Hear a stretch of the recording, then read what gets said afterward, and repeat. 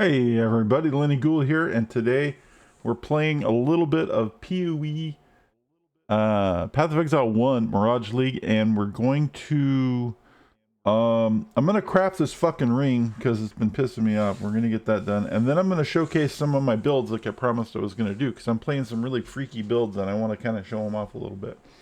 And that's what we're gonna do. But give me a second while I spam Twitter with my intentions, so that maybe more people will show up, but probably not.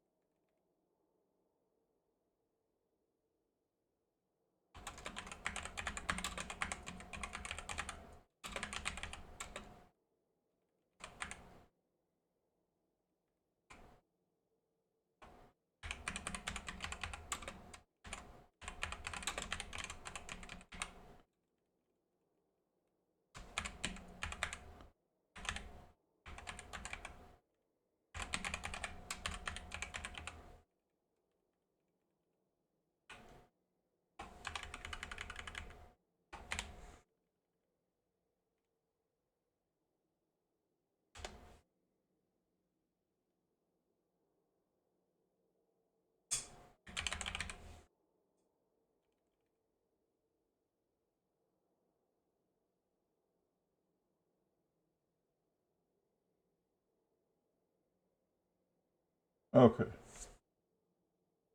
we got that done.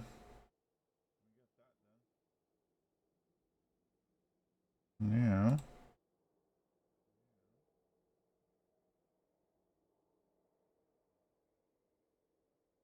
give me one more second. Damn it. Okay.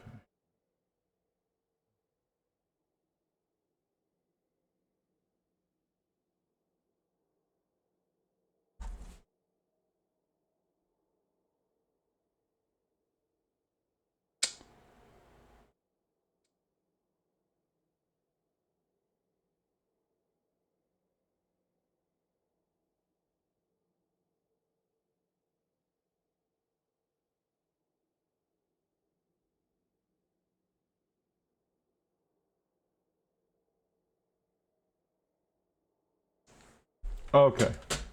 I think we're good to go. Oh, let's turn this on. I'm playing some music, and it's going to go to the YouTubes, and I'm not going to get a copyright strike on it because it's music that I made. And they'll probably still copyright strike me anyway for my own music, so we'll see what happens. Anyway.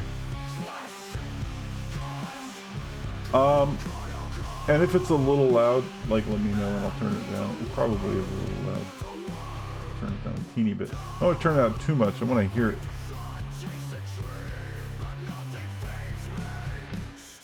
Alright. So the first thing we're going to do is I have three builds here, but I also have builds on my other account. This is my alt account. One of the builds that I'm doing right now that I'm really enjoying, but I'm not done building yet. So that's why we're crafting this ring. It's this really weird fucking build that's a worm farmer that I barely understand, but it does work. I kind of understand it most of the way. It's real squishy, but it's a lot of fun. So here's how it works. We're just gonna, I know I'm gonna do the ring and I'm gonna show this off later, but I just wanted to show it off up front, since we're listening to a song called Worm in the Abyss, and this is a worm farmer. So what this guy does is it's an assassin. I guess I already ran this, didn't I? Okay, there we go.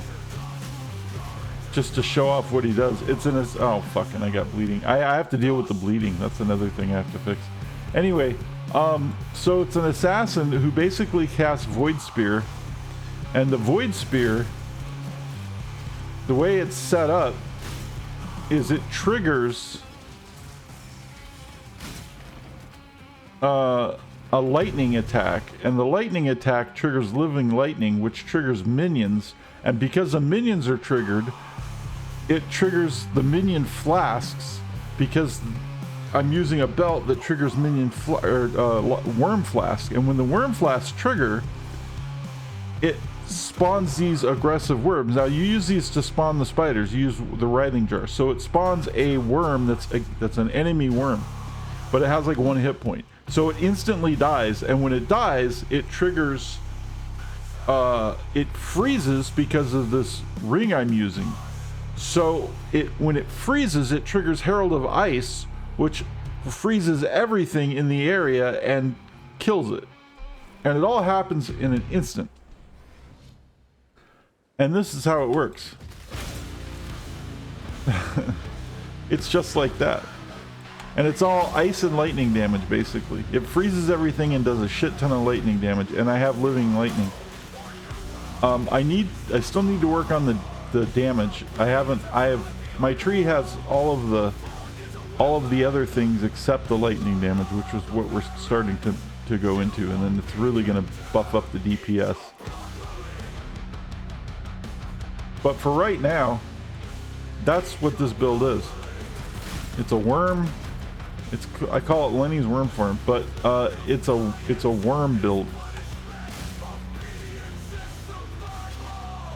It's basically a 1-button build that just fucking nukes everything by spawning worms and killing them. But it has a major drawback. And one of the major drawbacks is you don't get flasks. You only get life flasks because you need those flasks to spawn the worms. And the other drawback is you don't get auras. And so what happens is you end up getting bleeding. I need to find I need to get a like non-bleeding jewel. I need a solution to the bleeding, and outside of that it works great. And it doesn't have a lot of life, and it doesn't have a lot of things going on. You're like, what's going on? This is weird. Why do you have such little life? It's true, but I'm also using mind over matter. See, there's the bleeding that I'm getting fucked up. I'm using mind over matter. And what that's doing, well, we're doing multiple things. Every time one of these things explodes, it refreshes my life, it refreshes my energy shield, and it refreshes my mana bowl. Every time I cast it, it eats all of my mana bowl to explode things and instantly refreshes it. See? My mana bowl's eaten, but if I kill something, it'll go boom and instantly refresh it. Now, my mana is part of my defense. So I actually have about 3,500 defense right now, but that's going to get a lot better. Like, just overall collective defense from 3 different sources, which is still really fucking low, but it's going to get a lot better.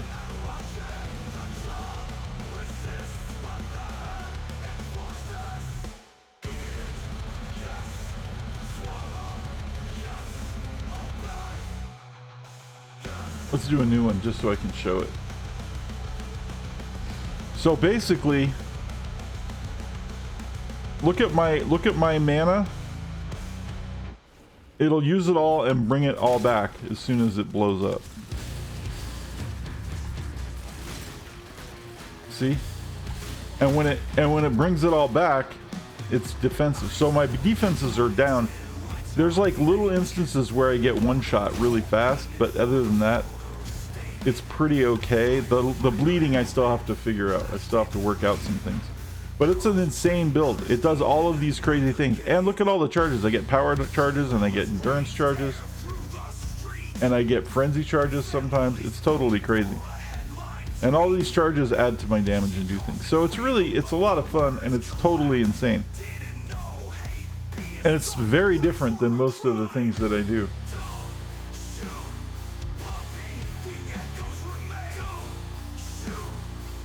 So now, what are we doing? Okay, so what I was doing when I decided to stream was working on this ring, and I figured I'd just hang out and chill, and you know, we just do that.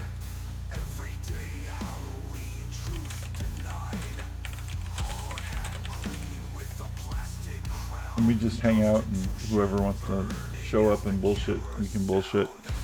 Because this ring is going to take a really long time. It's already taken a really long time and already taken way too much. And I'm cringe crafting it. Normally,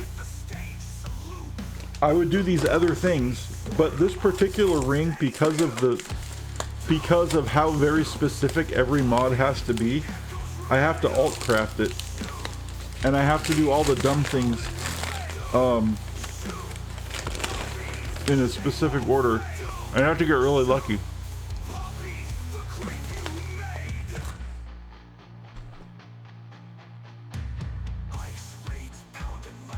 So one of the things I'm trying to hit, I need plus 16 to all res. It's a chaos ring, it's an amethyst ring. I need to roll, at the very least, chaos, a decent amount of chaos resist, like 20 plus, hopefully 30, but 20 plus is fine. And I have to have an empty suffix. And then any prefix is fine, but this has been the biggest challenge. Now I'd really like life and mana on it. That's the goal, to have life, mana, and energy shield, chaos, and then the empty, because the empty is going to be, I'm going to put a power charge on it. It's a tall fucking order, and it's like 11 or 14 div for a ring similar to this. I've already spent like 2 div trying to make one like earlier, and I found that the easiest way to do it I gotten really close already with alt crafting. I actually hit everything I needed. The problem is I hit like tier 6 on it, and I can't, like, 7 plus 7 to chaos resist doesn't do me any fucking good. I need it to be like 20 something at least, right? Like that's what happened, is that the game trolled me. I hit 100 plus life, I hit 90 something mana, and then I hit chaos resist, which is the things I need to hit, and then I can craft it. Oh, and it had energy shield. I had the 49 energy shield, or 42 energy shield. I don't know, flat energy shield's really good. It had flat energy shield. Everything I needed, except the chaos was 7%. So I tried to annul off the chaos and hit it again, and I ended up ruining the ring. So I just have to keep doing it. And the only way I'm going to do this is I got close, but it didn't hit. And I tried other things. I tried like getting some mods and then like blocking suffixes and doing the prefix, but all that shit ended up costing me like 2.5 div. Like, it was already too much money, and it didn't work. I like unveil orbed it, and like I was doing all the things. I don't have that kind of money. I'm not going to spend a mirror crafting a fucking a 14 div ring. But at the same time, I don't want to buy a 14 div ring because I'm cheap and I'd like to make it. So that's what we're doing. So what we're going to do is, because it's fractured, and it's fractured with the L resist, because that's the main thing. I need that no matter what, and I need the chaos. But I need the other chaos too. I was harvest crafting it, but the problem with this is these fucking things are so fucking expensive right now. It's a chaos for 10, which is like, at that point, it's cheaper for me to just fucking spam chaos orbs, right? Like, it's so stupid. Like, the economy is so fucked up. So I was like, fuck it, we're gonna all craft it. So with that being said, let's all craft it and see if we get lucky, because we're on stream.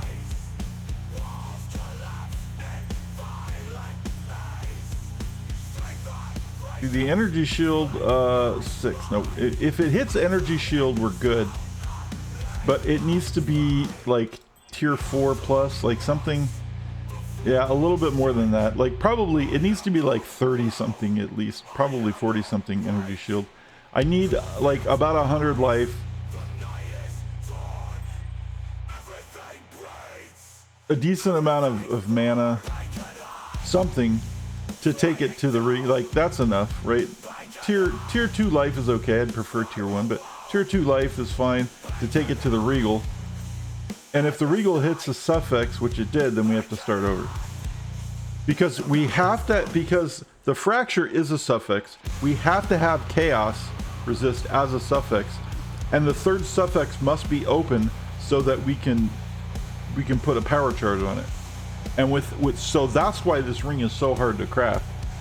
It's because we have to leave that third suffix open. And oftentimes, when you're rolling stuff, you get multiple suffixes. So, and you can't get a suffix if you with what we're doing, because we already have a suffix. So you have to get a good prefix that you want to regal, and the regal has to hit the suffix or the exalts. But if a suffix hits at any time, you're done, unless it's chaos.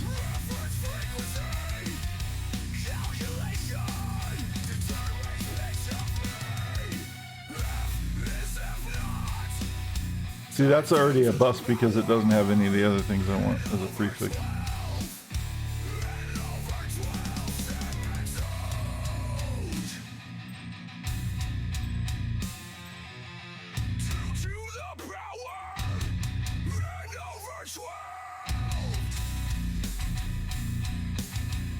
See, intelligence is a suffix, so we're scrubbing it. It seems like a daunting task. It kind of is, yeah. That's why the one for sale is fucking 14 div.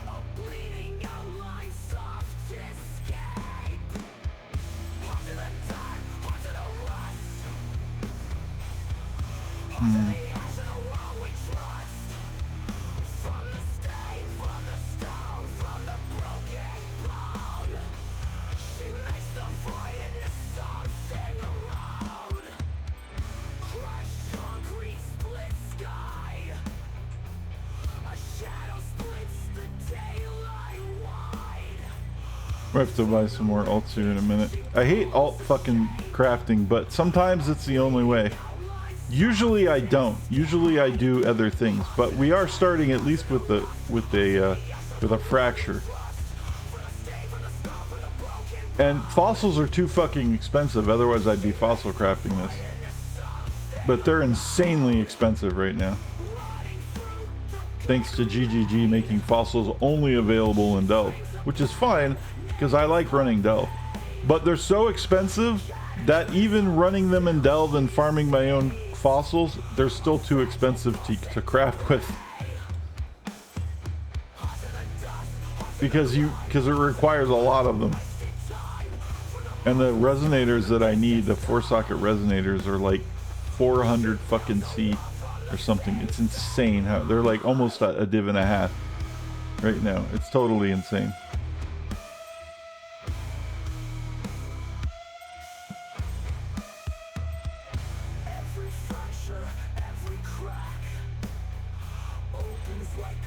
It feels bad that I have to scrub when I hit things just because it's a suffix, because there's some really good potential shit. Like I could probably toss like 6 of these on the fucking market right now and make a lot of money.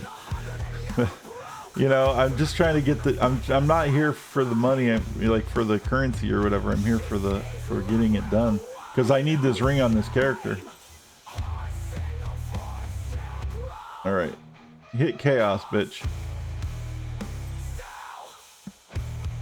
What a troll mod. This game, the more you craft, the more you learn that this game is like really trying to troll you. Like a lot of the things in the game are designed to troll you, and it's like pretty obvious. How many do we need? We need like 30.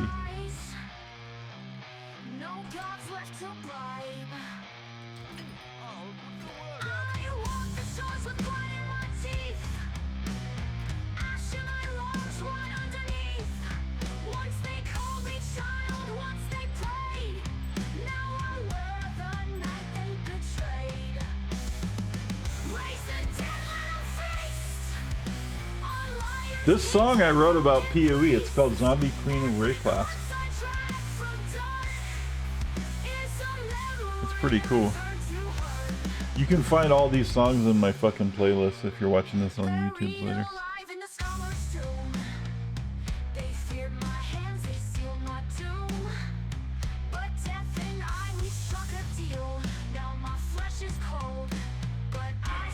Man, this is gonna be so hard to make this, to hit this craft.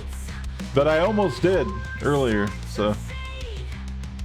Like I said, I hit everything I needed, but I hit it at too low of a level to matter. It was like tier 8 or something.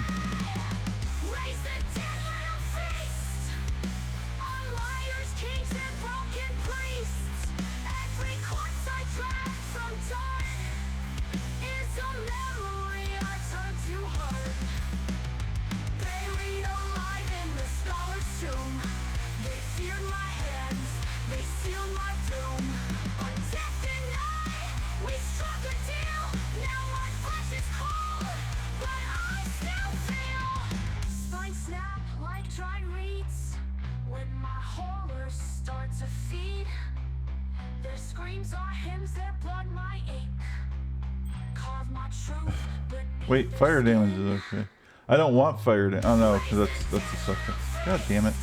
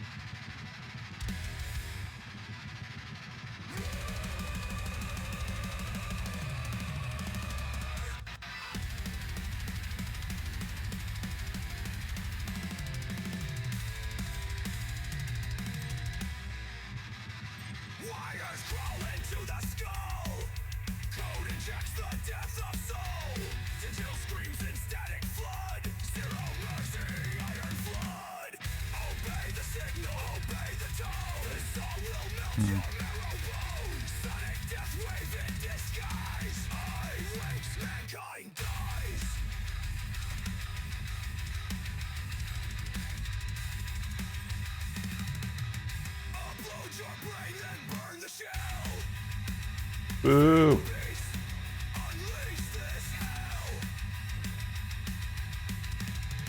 Might have results. I need to, might as well get everything while I'm here. I need more X.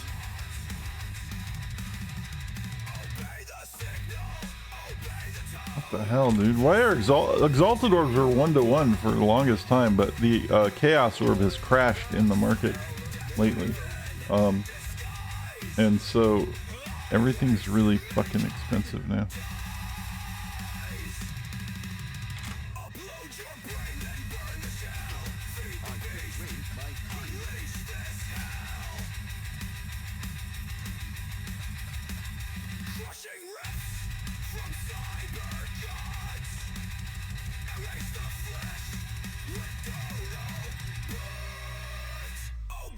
This is bringing me back to SSF, man. I haven't played SSF in a while, but I used to craft. Like when I did, I had to craft everything. And I did pretty good. I did pretty decent.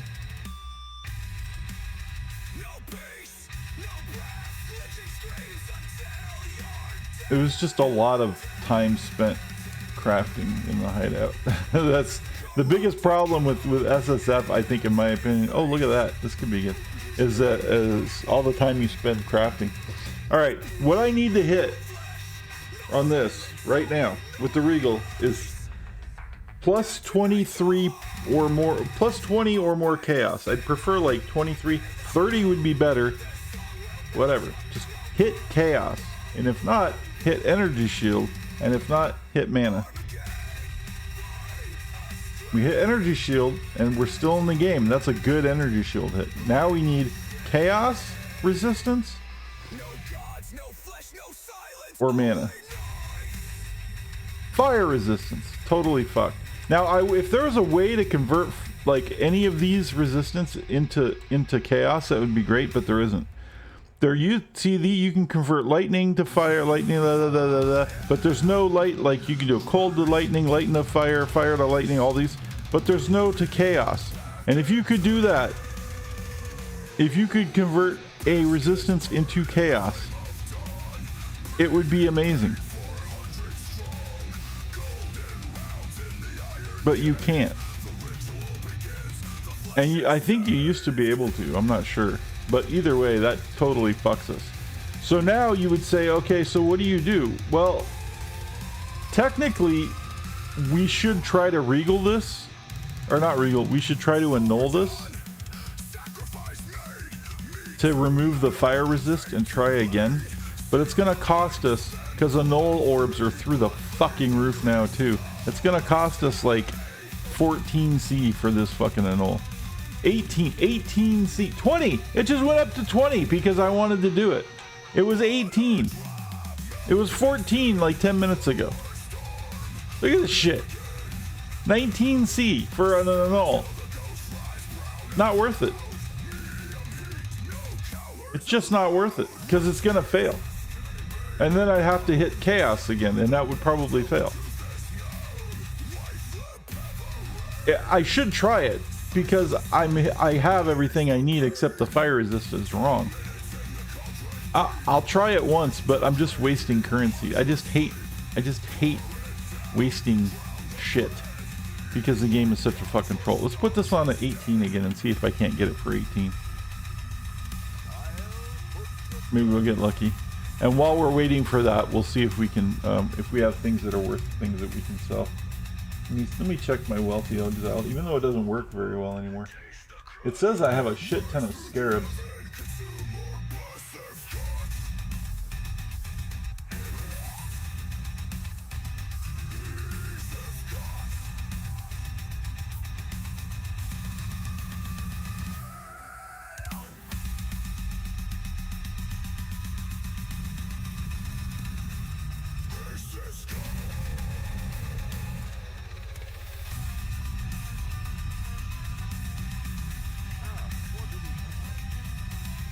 While we're waiting for that,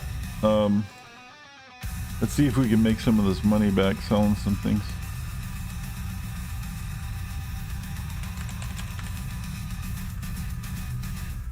Oh, this stupid thing. I wish they would fix this. You have to go in to sell things, and you have to like very often you have to re-trigger all this shit so that it knows that you have it. We got our annul. Let's see if we can pay for it now.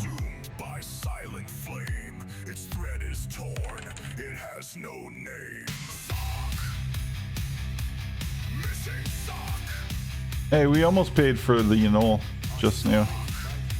So now it's kind of worth it. Except it's probably gonna brick. Alright, so what we need on the annul is we need to annul off the fire resist. Are you listening to me, streamer client? GGG. By the power of Wilson, I compel you. And we didn't. we got fucked. One remains limp on the floor, staring at the dryer door. Its partner lost in time and smoke. A threadless fate, a sacred joke.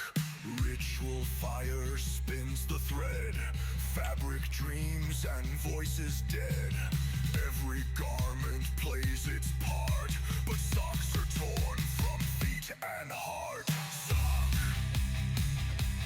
missing sock. I need to buy some Regal orbs.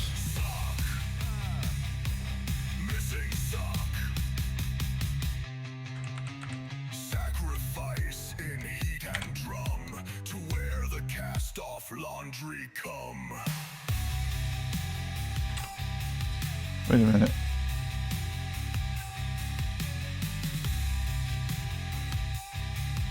Yeah, even Regals are fucking expensive. Whispers in the vent declare a realm of lint beyond all care. They dance around the dryer's flame, each with loss and none with name. Sock, There we go. missing sock. Nope. Sock, missing sock. Offered up, not thrown away. The ritual claims one every day.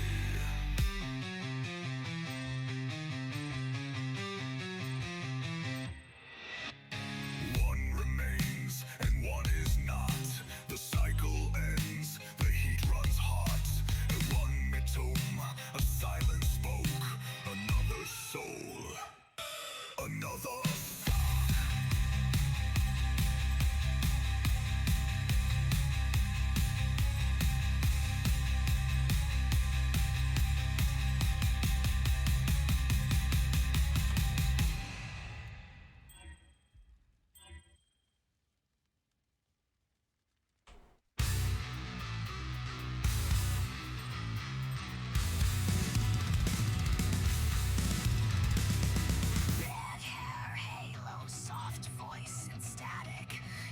This song is about Bob Ross.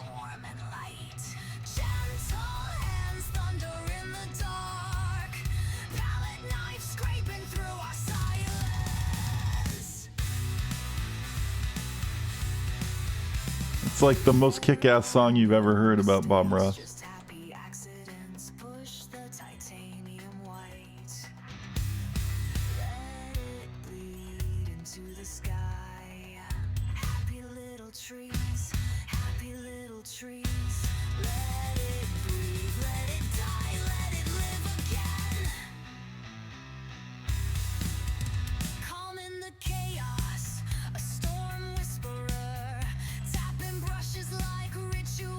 If you don't know who Bob Ross is, hey, what's up?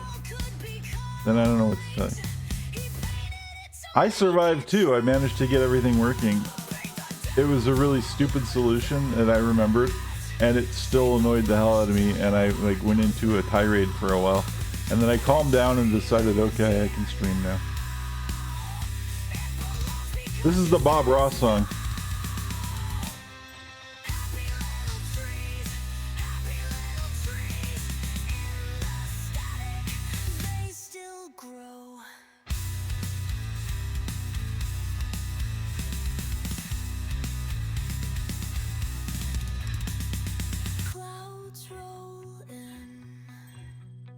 I figured I can't get copyright struck for playing my own music, right?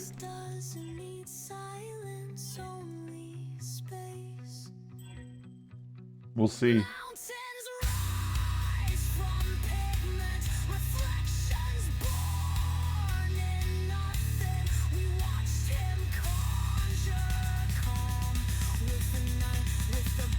With the brush, with the whisper.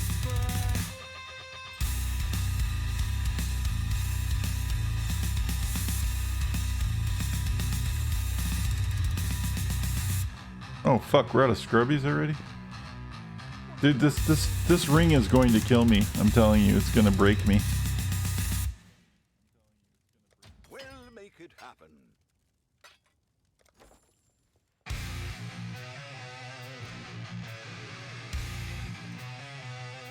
The problem is, oh, it didn't keep my search. No. There's a similar ring on the market. It's 14 divine. And there's one that's 21 divine. I keep saying 21 divine because there is one that's 21 divine, but there's also one that's 14 divine. That's just way too expensive. So I'm gonna make my own, and I'm probably gonna end up spending like almost as much making it as I would have if I could bought it, or if I just bought it. But I'm stubborn. I don't want to pay 14 fucking divine for a ring, especially for this character. I played earlier. I showed a quick preview of this. This is the Worm Farm character. His name is Lenny the Worm Farm. This is the worm character I told you about. But he needs a ring.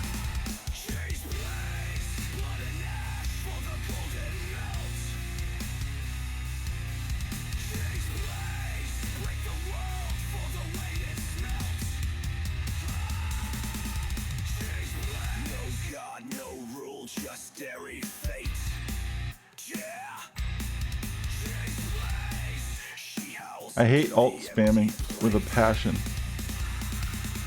But unfortunately, because of the specific nature of the mods that I need to hit, it's kind of the only solution that isn't going to be insanely expensive.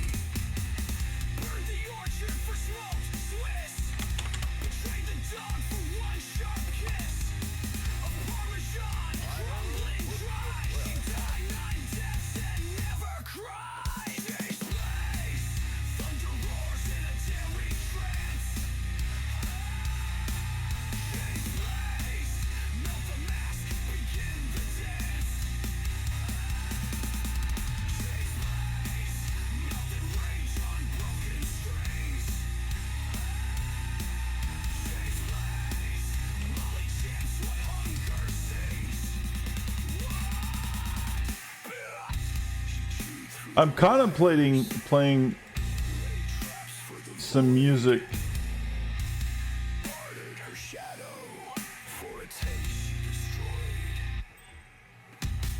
that was sung by a former bandmate who recently passed away.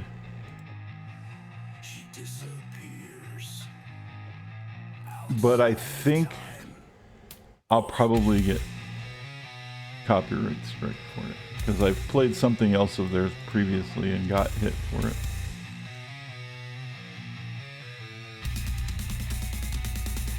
I was technically, I mean, it was a band I was in, but I was only in it for a short period of time.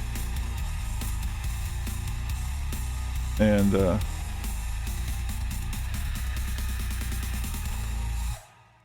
apparently since then they had sold the rights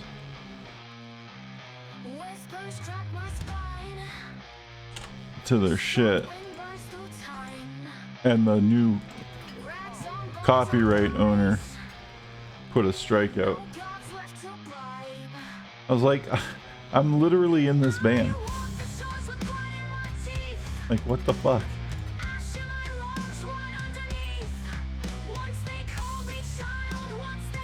That's how fucked up this whole system is, by the way, just in case anybody was wondering.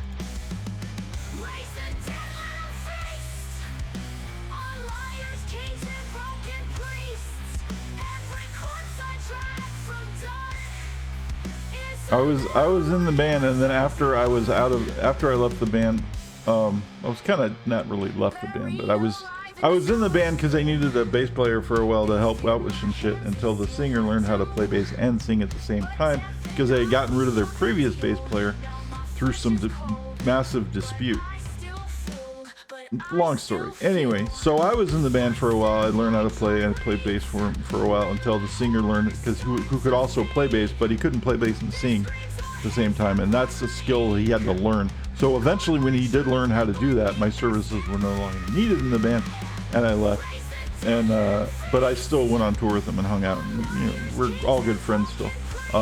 He passed, but it's so fucking stupid that the way the whole system works is that I still get in trouble for playing the music. Not from them, but after I left, they sold the rights to their stuff to another company who is now protecting those rights from everybody, including the people who were in the fucking band in the first place. So stupid. Anyway. It's infuriating how fucked over musicians get.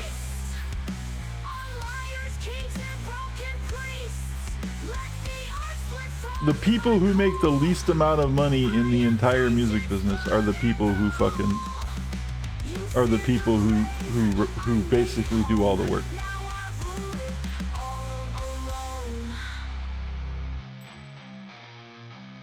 Which I guess is true with every business. All right, now we're at a crucial moment here. I need to hit mana or chaos resist.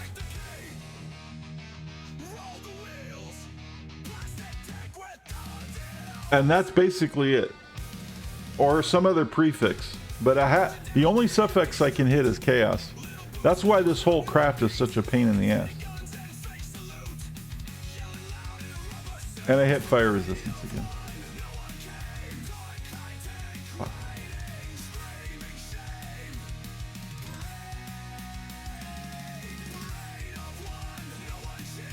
I'm about to burn a div to buy more chaos.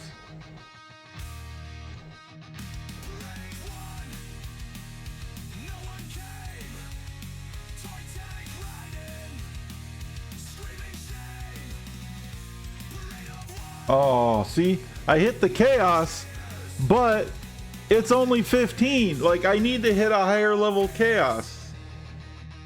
It's so stupid. What's up, Big Mike? I hit the chaos resist, but I needed like a tier 3. It has to be 11 isn't gonna do it. That's so annoying.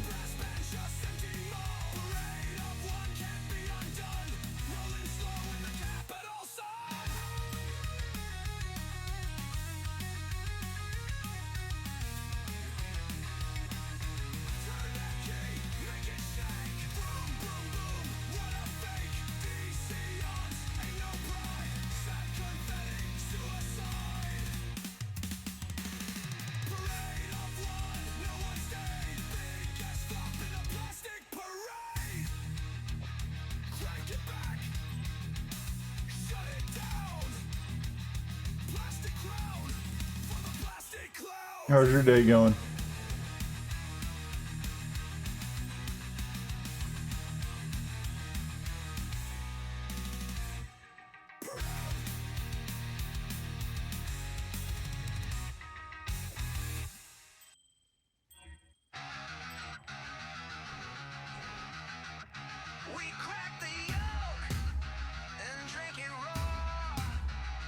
This song is about fights at Waffle House.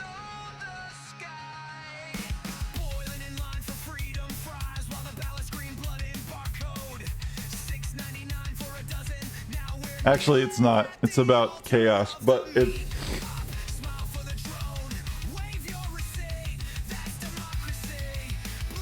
Eggs for Empires is what it's called. But the video that I used when I did this was that's why I thought it was Waffle House. The video that I used, the video footage I used for this song is people fighting at Waffle House.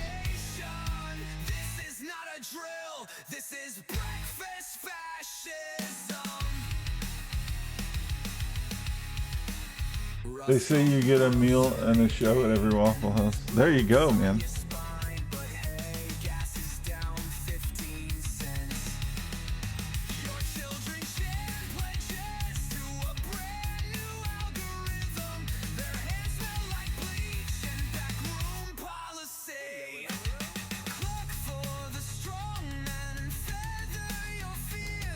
All right, we're gonna need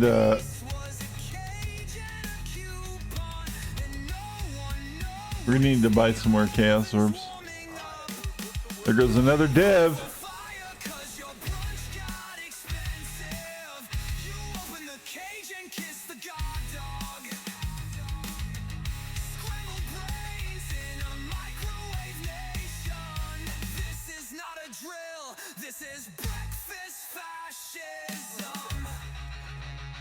This is one of those, one of my.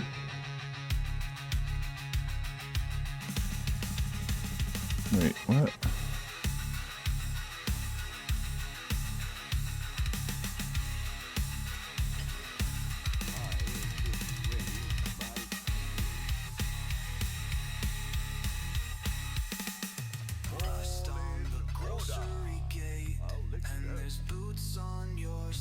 Alright, I should have plenty of fucking the blue ones. I just had to re-up my crafting supplies.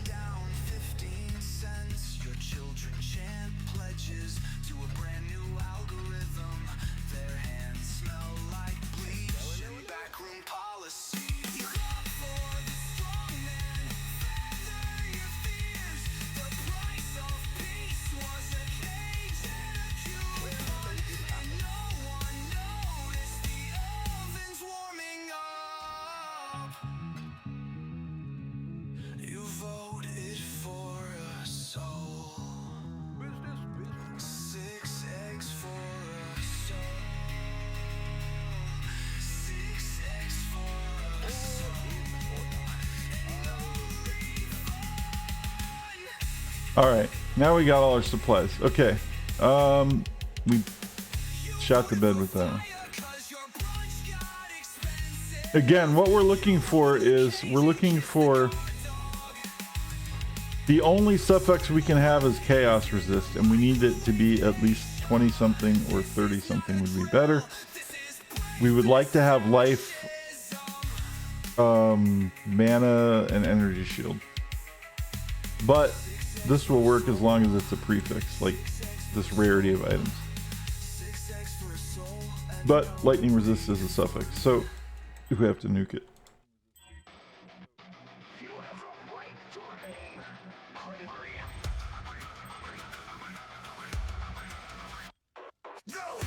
Wow, that's kind of a troll.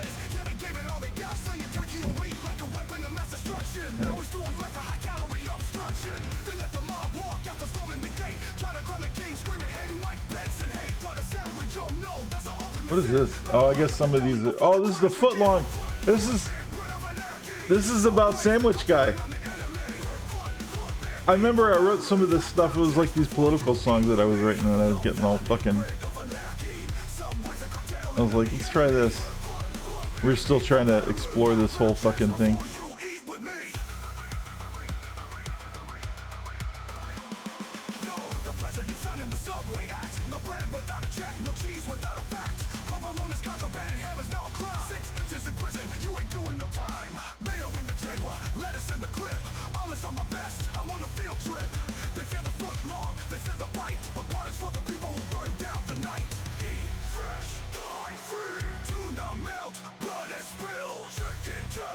I have some real songs I might play. I think I can get away with them.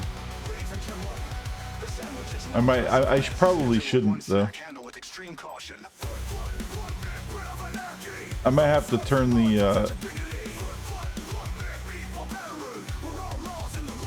I might have to turn the thing off for the record.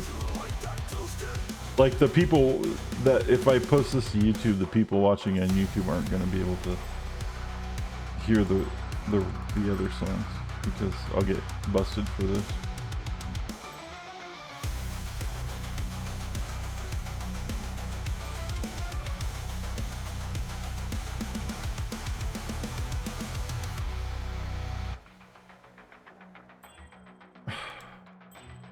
Keep getting trolled with the fire resist, man.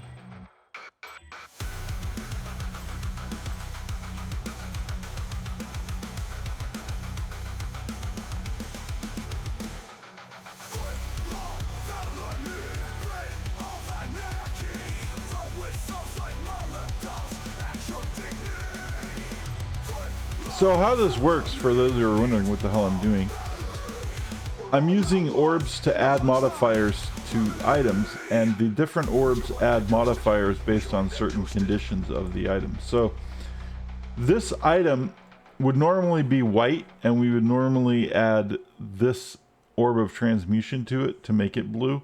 But because it has a fractured mod on it, the thing in gold, it is automatically a magic item because it has one modifier on it, and that modifier can never change because it's fractured, and that modifier is one we really need. So what you can do with these is you're allowed to have one suffix and one prefix on a blue item. So we're going to use this to add, because this is a suffix, we're going to use the orb of augmentation to add a prefix. Or a suffix, because no, a prefix, because this is a suffix. So I add a prefix, and you have to add a prefix before you can use a regal to add another suffix or prefix, and it's random which it's going to be. Now, because this didn't hit and it's still a blue item, I can use an orb of alteration to re-roll. It would re-roll both of the modifiers, but it cannot re-roll the gold one, so it's only going to re-roll the blue one, and sometimes it'll re-roll to a one modifier item, and if it does, the blue modifier will simply go away and we'll have to augment it again. So when we do this, we add mana. It's not really enough mana, so we're going to do it again. And see now, so we have to do that again, and it didn't work, and then we can do that again. Energy shield's a low energy shield. See, we do this until we get the modifier that we want.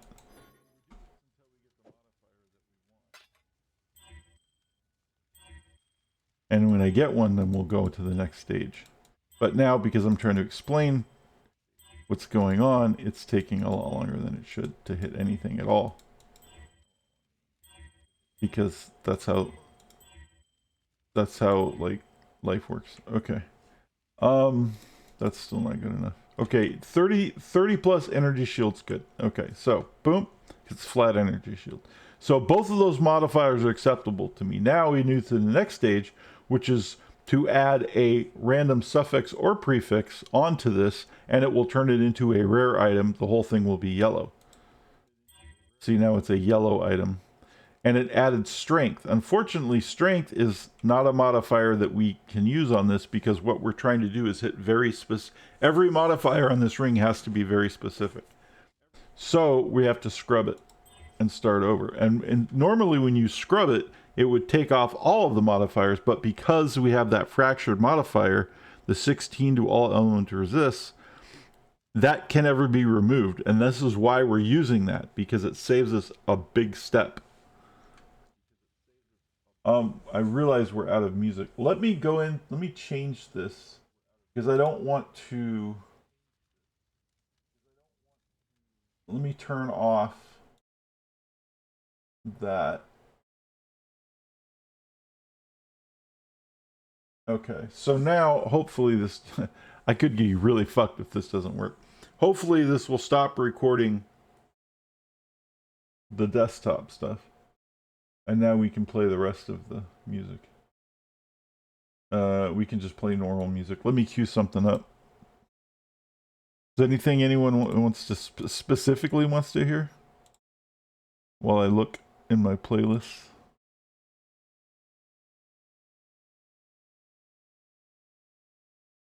Huge mix. Magic metal mix.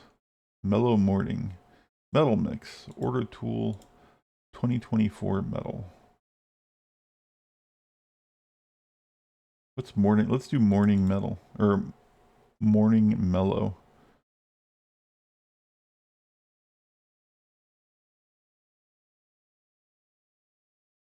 Nah, it sucks.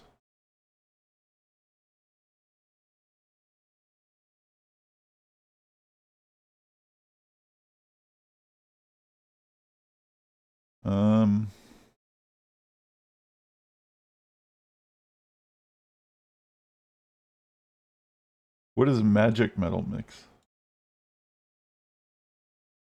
Tool, Scratch Acid, Helmet, Fugazi, Hammerhead. Okay. Bucket. That works.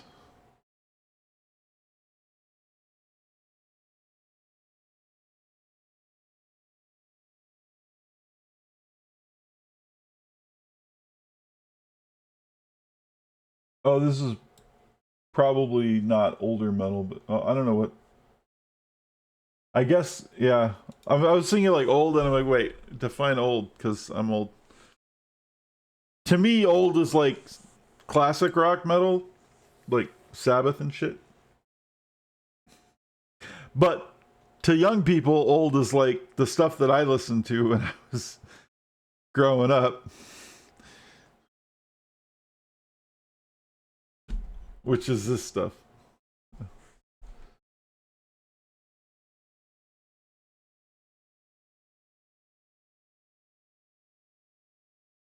Let me turn down a little bit.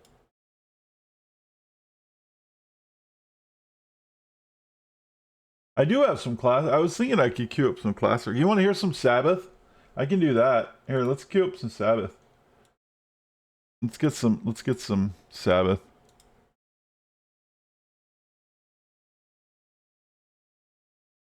All right.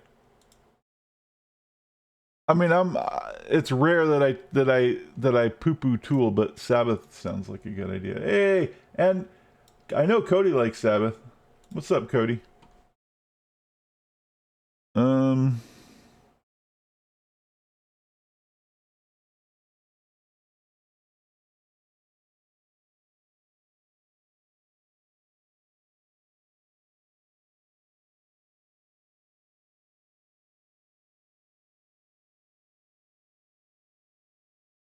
Let me set this up. Give me a sec.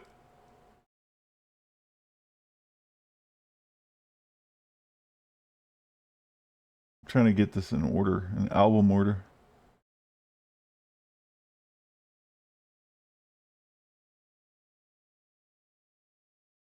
All right, hold on.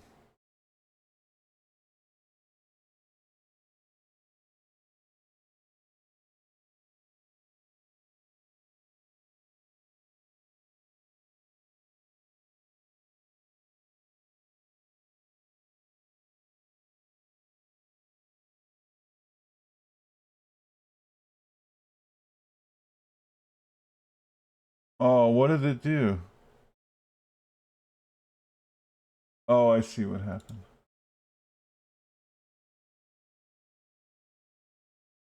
Okay.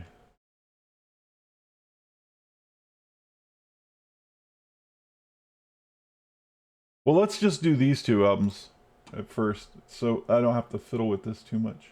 These should be in order. I hope they are. Cody! All right.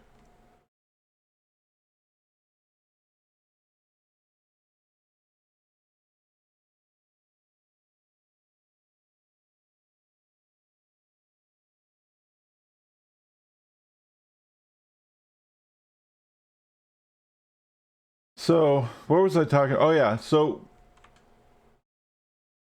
we found an acceptable mod because it isn't a suffix. So now we're going to add the Regal Orb, and the Regal Orb added evasion rating, which is also not really an acceptable mod, but it is for purposes of what we're trying to do, I guess. It works. So now we're going to add an Exalted Orb, which is going to add another random mod. And it added a suffix that we didn't use, so we start over again. Again, we're looking for what we're really looking for out of this is either life or mana or energy shield and chaos and an open suffix. And because it starts with an open suffix and you can only have 3 suffixes and 3 prefixes total on an item, we can only hit chaos resist as our suffix. And I know it says it has chaos resistances on it, but that's in a different area of the ring. It's actually an implicit modifier. The reason we need to hit chaos again is because we need double chaos. So the chaos resistance will never change because it's an implicit modifier, and the gold one will never change because it's a fractured modifier. And these two things we need on the ring, and they can never be removed, which is why we're starting with this as a base versus starting with nothing. This is giving us a much better chance of hitting what we want. So now we need to hit at least another 23 chaos resist as a modifier. And then we need either life or energy shield or mana or something, or all three would be preferable.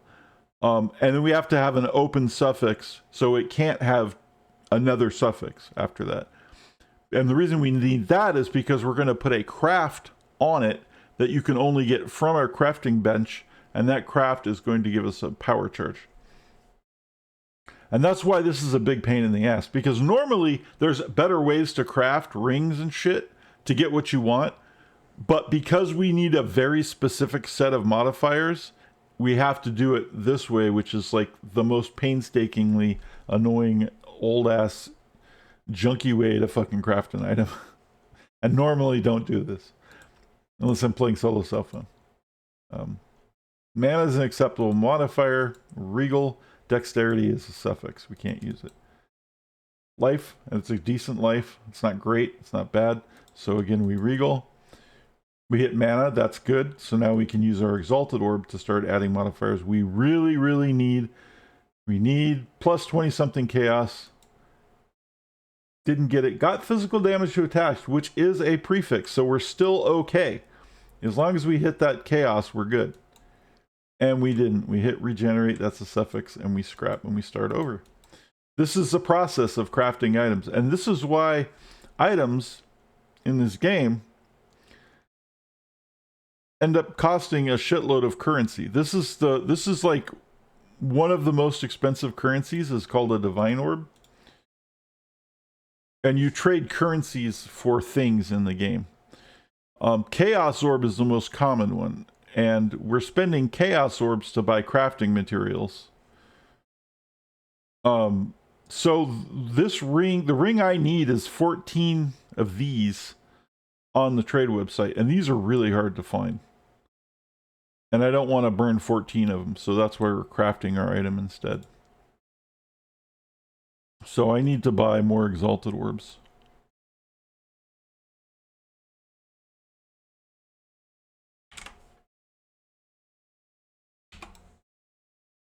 And this market ratio, we're buying them off of the open market, which is constantly fluctuating in prices because people are constantly trading and putting in bids for orders. It's like the stock market. It's really annoying.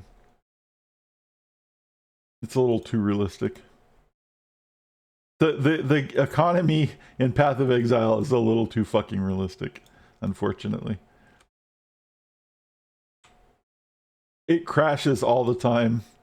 It gets manipulated all the time. It's a little too close to home. All right. Not horrible, but I'll take it. Chaos resist burn me. Okay. Energy shield's kind of low, but I'll take it because I'm getting desperate. No.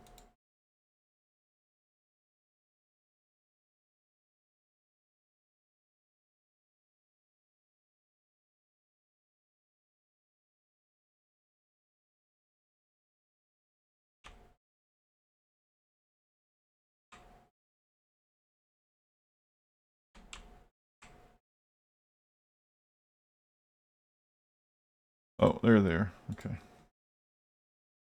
So this is the process, and you just keep doing this until you hit the things you need. And I know it looks insanely frustrating, and sometimes it is. When it hits, it's really nice though.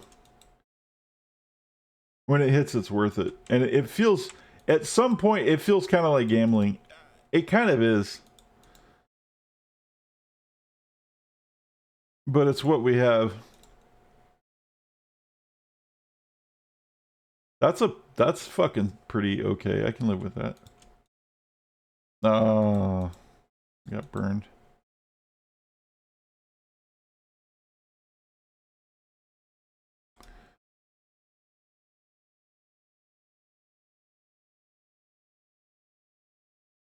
Let's just fucking bite the bullet.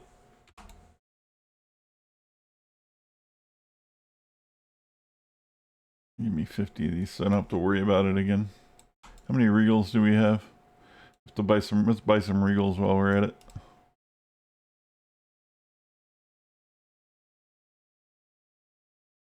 There.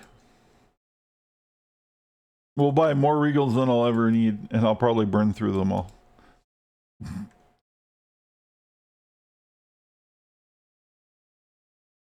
Okay.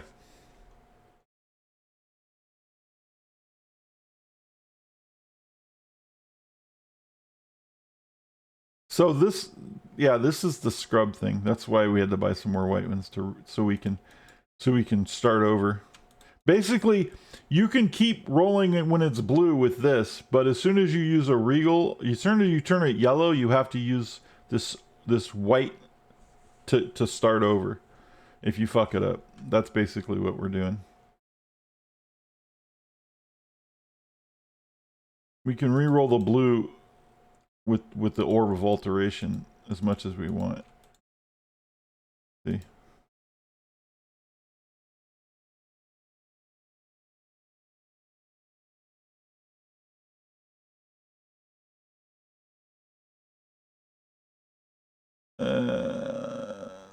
It's livable. Nah, it sucks. Oh yeah. It's a good song.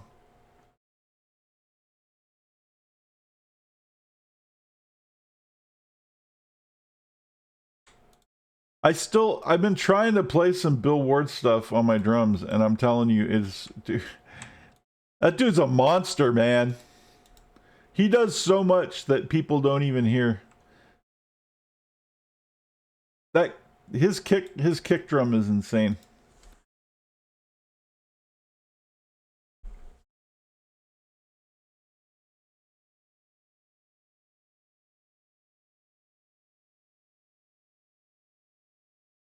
I mean, he's not using a double kick, right? But sometimes it sounds like he is, and he's just using the single kick drum, and he kicks all the time, like in weird patterns that are different from what he's playing, and it just like it works really well. But it's like it's really deep. If you analyze Bill Ward's drumming, it's absolutely insane. It sounds very simple. It's actually really insane. And one of the hardest things that I've been trying to play is Iron Man, which is really ironic because on the guitar, it's really fucking easy. And on a bass, it's super fucking easy. Like the bass part and the guitar part to Iron Man are really easy. And the drums are absolutely insane. But then there's other songs where like the drums are kind of chill, but then the bass is totally insane because Geezer Butler's totally insane. You know, or Tony, right? He does this crazy guitar shit. And you're just like, what the fuck? Fucking incredible band, obviously.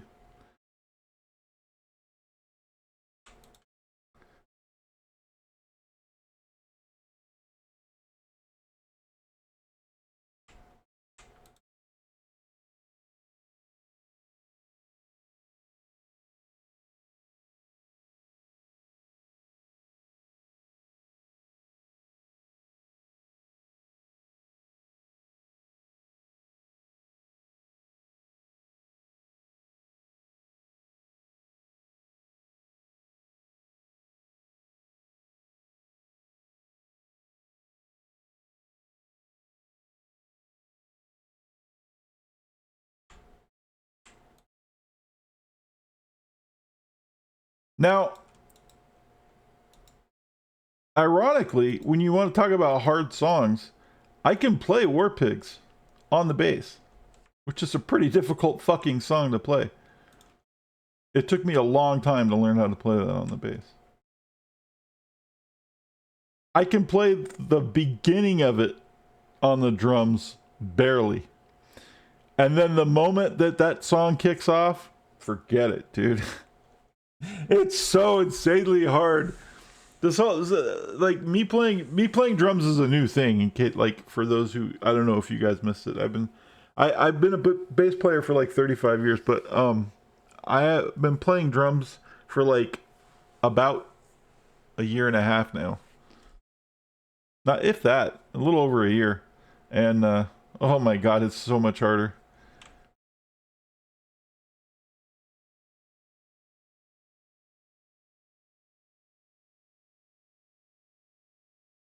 And I don't mind it being hard, but it's just like sometimes, man, like like when you're if you're playing a like a bass and you're trying to play a song, you can kind of as long as you hit the groove, you're good. You can kind of make it work, and then like you'll learn you learn the basic groove, and then you can start adding in like the necessary extra notes and shit, and you can make it work. And it's and it's easier to figure out because you have a lot of things. There's just octave switching, or if it's in a certain key, there's certain notes in that scale, that it's probably going to be one of those. And it's not that hard to figure it out and play stuff. But on drums, it could be anything. And often is because each drum is independent of itself. It's such a chaotic fucking instrument, and yet it's so good. It's like it's the meter, right? It can be the most solid structure in the entire ensemble of instruments, and yet at the same time can be the most chaotic because there's no connection between each drum. You don't have to do anything except keep the beat. So each other thing you hit can be completely independent of the other one, and it doesn't matter. Where like if you're playing a stringed instrument, if you play like this note and then that note, and like it's gonna sound fucked up, and it'll be like, and it just doesn't. It is disharmonious. So it's easier to know how to follow rules and play within certain guidelines to keep everything sounding kind of good, even when you're not trying. I'm not saying you have to play by the rules or whatever with a guitar or a bass, but there's like there's a thing. There's a systematic harmony of sounds that work good together, and with the drums, it's all beats, so there is no harmony. You can play drums harmoniously, but it doesn't matter which drum you hit or which cymbal you hit, right? Because it's not, and that's actually it's pretty crazy. Anyway, I can't remember his name, but a good bass player is the lead singer from the band Level 42. I don't, yeah. I don't know who that is. I probably have heard of the name of the guy, but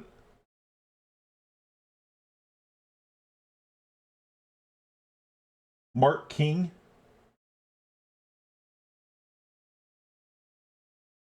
I haven't listened to them very much. I had to look that up. Thank you, Google. Oh, Mike got it. Nice. San Fuego.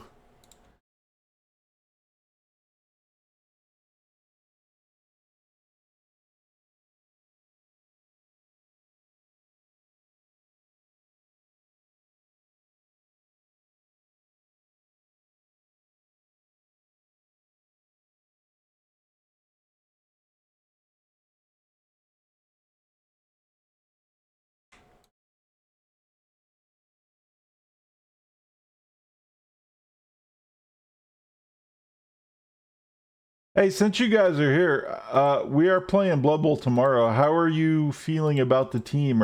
You want to keep going? Or you guys want to make a new team? Are you happy with it the way it is? I could go either way. I mean, we're kicking ass. I'm totally fine with it. I just don't. I mean, but we're starting to like run over everybody.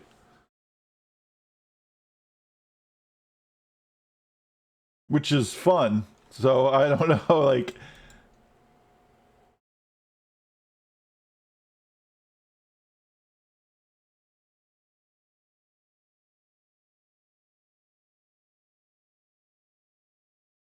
Exactly. Iron Man. It's a real easy song to play on guitar. And it's a pretty easy song to play. This is what I was talking about. And it's a pretty easy song to play on bass. It's insane to play on the drums.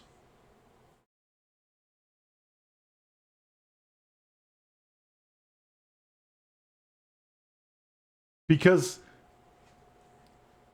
the kick is so fucking random. Like he doesn't just go boom, boom, boom, boom, boom. It's like boom, boom, boom, boom, boom, boom, boom.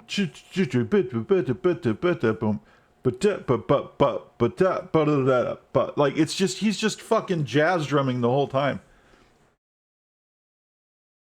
It's so fucking hard to play on the drums. But it is fun to play on the guitar. This is probably one of the first songs I ever learned how to play on the guitar too, on a regular guitar.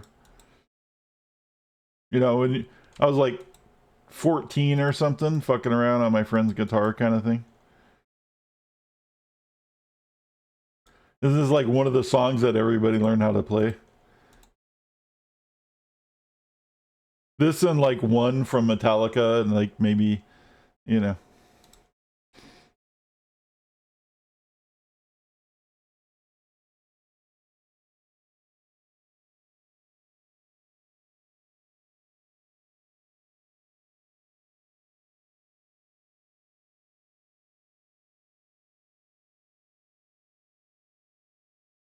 Yep.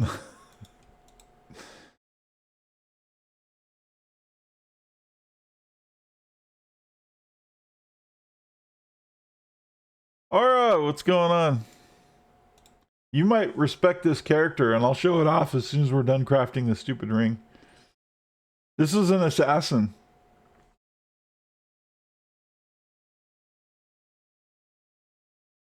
But this ring's gonna take a while.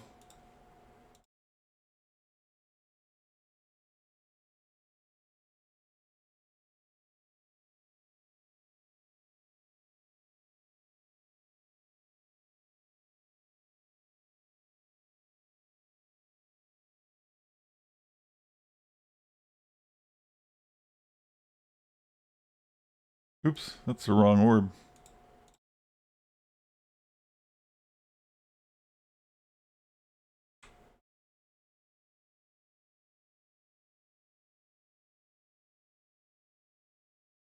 Oh shit! Oh shit, please. Okay, now we're almost there. We need a good modifier on it now. We need like life. Give me something worth keeping this fucking ring. I actually, before I do anything else, we're actually kind of there. I need it to be a little better though, but it's livable. Let's go ahead and put the crafting modifier on it so I force block. I need a power charge. Oh shit, I need more exalted orbs. I might end up scrubbing this after all of this anyway, because it's still it's kind of good, but it's not like as good as it should be. But it's like, for all the bullshit that I've been through so far, it's like pretty close. Because the one in the marketplace is 14 div, and I'm not spending 14 div on a fucking ring. That's what this whole thing is right here. This is why we've been crafting the shit out of it. See, R is a good luck term.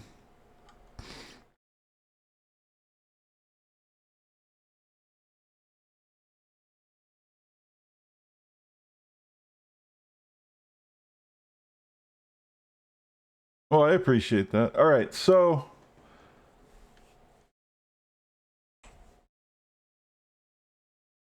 I almost just want to keep it, but like the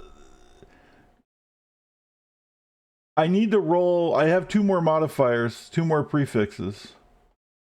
And one of them has to be a decent life roll. We could still be trolled, but this is as close as it comes. The problem is the energy shield is kind of low, but it's okay. But it needs to have a high life roll or a high mana roll. But everything else is what we want. I could use it as it is, but like maybe that's what we do. We'll roll, and whatever we get, if it sucks, we'll use it, and then we'll buy another base, and then we'll try to make the base better. Like, we'll work on that so that I have something to fall back on. This will be the fallback ring.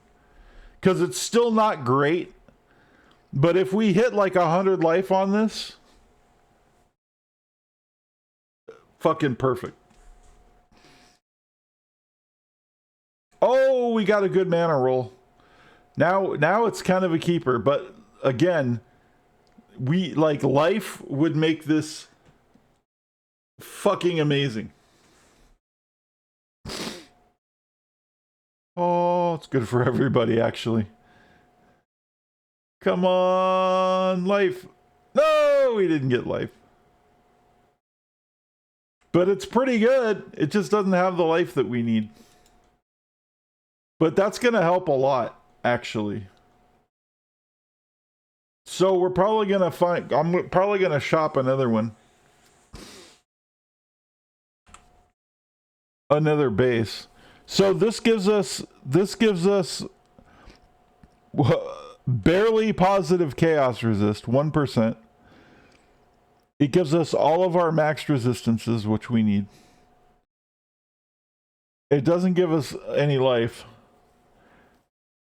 but it gives us mana and energy shield, a flat energy shield. I mean, I'd like to. But I'm using most of the stuff I'm using can't be modified. I still have to make a new boot and a new glove, but the boot and the glove aren't going to get better life than we already have. Now there's not a lot of life here, but what this build does is very complicated. And I kind of explained it earlier. This one particular build was like, it's kind of like I've done all the other freaky things, and this is one of the freakiest. So how this works, this is really cool. How this works is basically I cast this orb, and when it's near a monster, it attacks, which triggers this this shield, and this shield adds a massive amount of lightning damage to the attack, but it takes all of the mana away. And also, when that happens, it triggers living lightning, which is a minion, which triggers this belt, which says triggers use flasks when summoned, and what we have flask wise are the flasks that summon worms, and we have 5 of them. So we're summoning 10 worms. These are the enemy worms that you kill that have 1 hit point to spawn spiders. Usually when you do a spider build, you do that to spawn spiders. So the worms that get spawned are killed by the living lightning, and when that happens, they explode, and it triggers Herald of Ice, which freezes everything and then explodes, and then it triggers all over again. So watch this. Yeah, watch this. Check this out. This is crazy. Now, I'm still a little squishy. Wait, this is the wrong place. Hold on. This fucking load screens suck. Nudie, what's up? Good timing. What up, brother? All right. Check it out. So all of that happens in a split second. Watch. See? That's it. Everything dies. Everything on the screen dies. Now, the only problem is we still have this issue with getting hit with corrupting blood, because we don't have any way to solve that yet. But we're working on it. But look at... So it spawns the worms and explodes them, basically.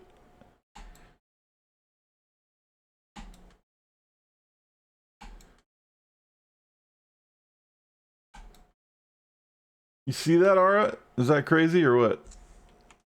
Oh shit.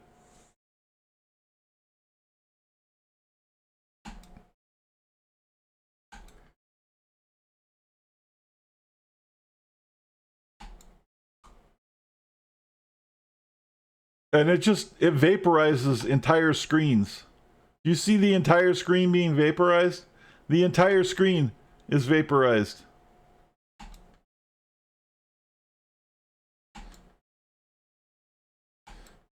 This is the worm build. His name is Lenny the Worm Farm. Or, yeah, Lenny's Worm Farm.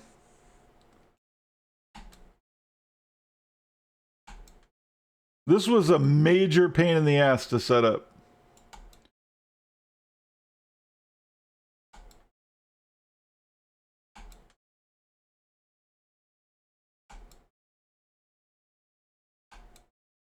It's one of my favorite new builds, but it's really fucking squishy, man.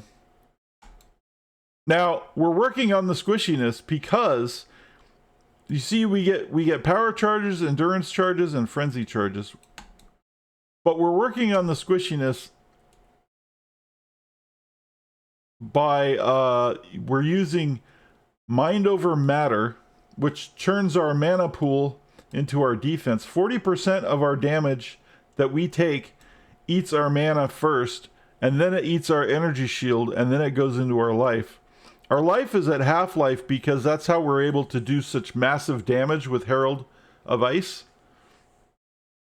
And what happens is once we trigger the mind over matter skill and it eats all of our mana to do a shit ton of damage, it comes right back as soon as it explodes all of the minions because we have enough minion recovery on death, or recovery on death, that it fills up the pool of mana. So watch, I'm gonna do another one and then we can watch at that specific situation. Act 9. New. Okay.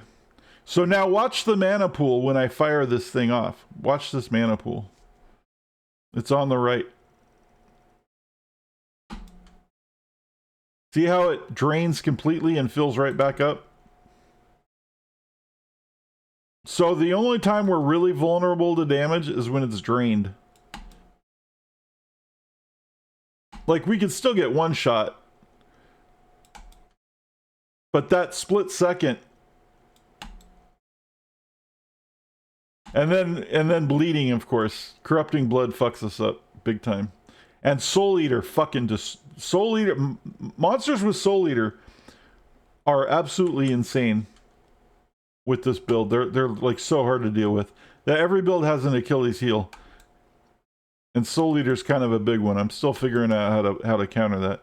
But anyway, see how our mana's low? But then when I kill, it fills right back up.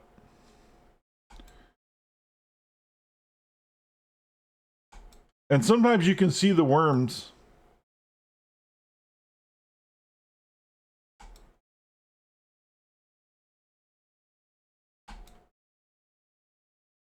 See, like that. Until they get attacked by the living lightning.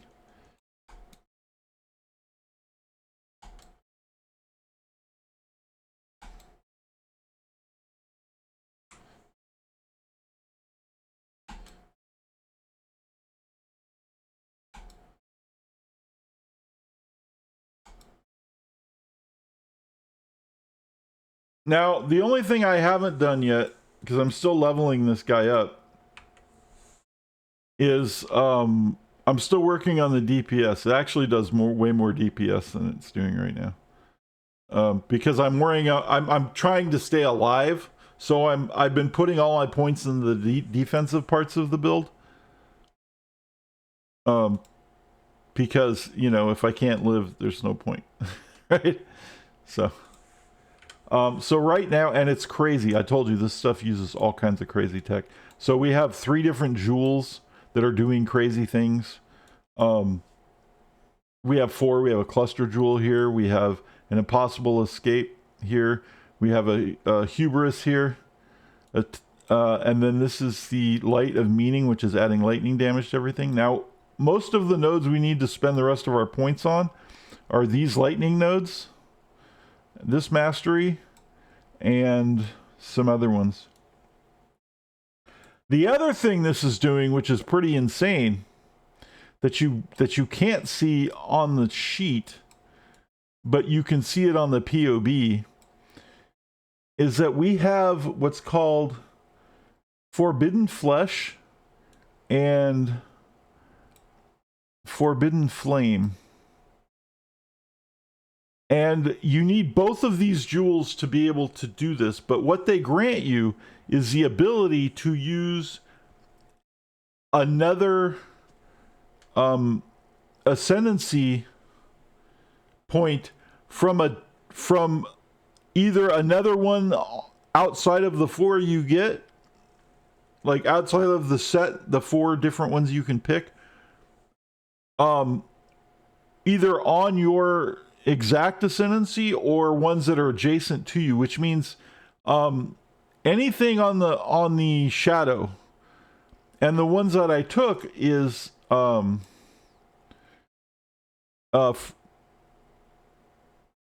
Polymath, which is a trickster one. So even though I'm an assassin, and I still have to do the rest of these, by the way, I'm an assassin, but I'm gonna be using these 3 of these here, and one of them is for free from Polymath, and then the 4th one that I'm going to do is actually from a bloodline, which is I'm going to have 5 ascendancy points, and 2 of them, one's going to be from the fucking from the trickster, and the other one is going to be from, I think, the Lycia bloodline. Oh no, it's not that one, it's the other one. I could probably do that. I could actually probably do that real quick. Anyway, and that's going to give me another ring slot, which is going to help us a lot with our issues that we're having right now. It'll help with our chaos issues and stuff. So it's nice that I'm an assassin but I get also a trickster thing on it with this jewel. Now, all of these things I never would have known about had I not been playing for Path of Exile for so fucking long.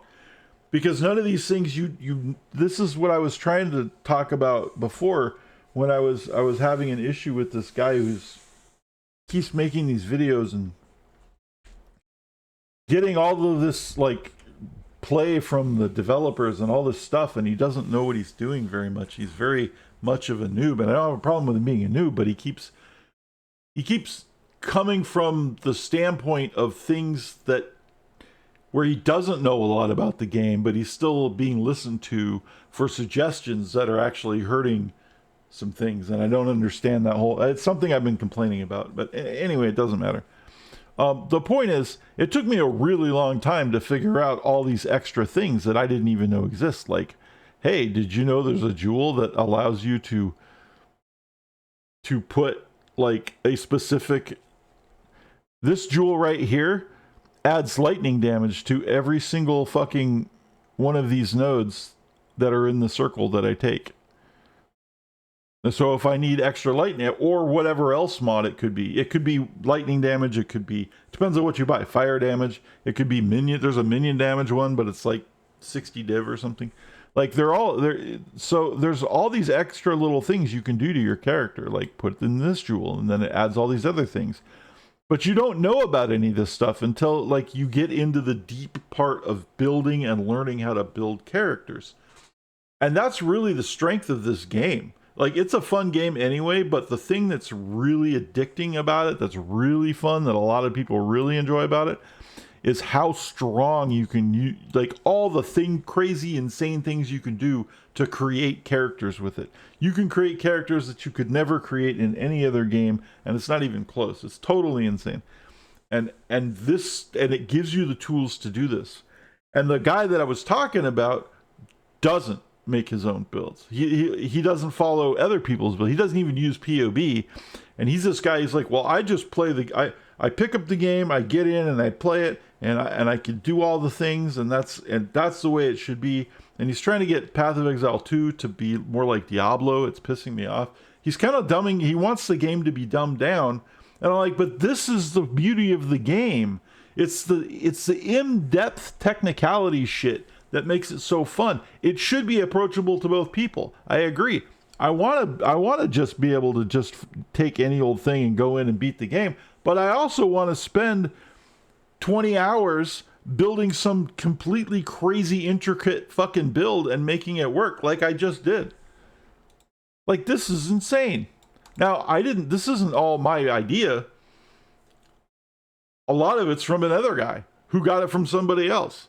Like I'm just adding on to it. Like, you take a build and you kind of add on to it a little bit. And this worm thing is just so cool. I really love it. I was like, the whole reason I made this build is because I found this helmet that I'm not even using it. So this is another one of those Dark Monarch helmets that I have on most of my other characters. You get to double the amount of minions that you have if your only minion is whatever minion's on the helmet. If it's specters, you can only use specters. Specters is the most diverse because you can use all different kinds of specters. But like, if you have the one with zombies, you can only have zombies, which means you can't have specters or golems or skeletons or, you know, animated guardian or all these other things. You can only have the zombies. Can't even have skitterbots. And like, you know, there's one for all of the different minion types. And it's fun, and I use it. There's one for golems. You can only have golems.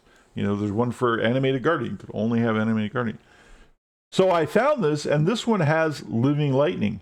It doubles the amount of living lightning. Now, living lightning is a thing that's killing the worms and triggering the worms.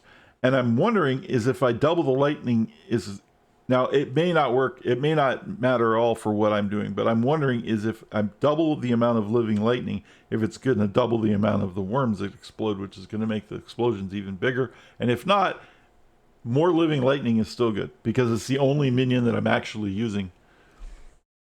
So I found this helmet and I was going to toss it because I'm like, who the fuck uses living lightning? Like, why is it even on a helmet? It's actually a support gem, right? Like, living lightning is a support gem.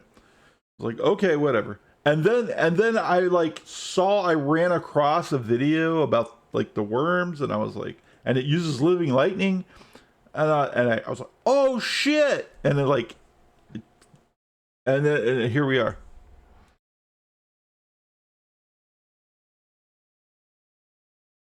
So it's a lot of fun. I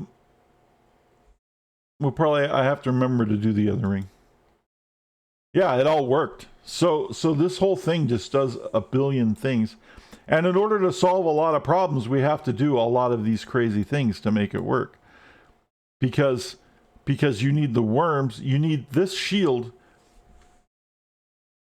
You have to have this shield because it adds the massive amount of damage to the Herald. The Herald triggers because the worms are frozen because of this ring. So you have to have this ring because it freezes everything when you hit it. And then the worm spawn because of this belt. And this armor keeps our mana reservation. It keeps Herald like a lot better. Lone Messenger does some things. You can't use auras, but your heralds are extremely like super powerful. You get the one herald and it's super powerful, which is why we have only the one herald and we can't have auras. Right? And so it's all like all these things have to work together to make it work. And so these,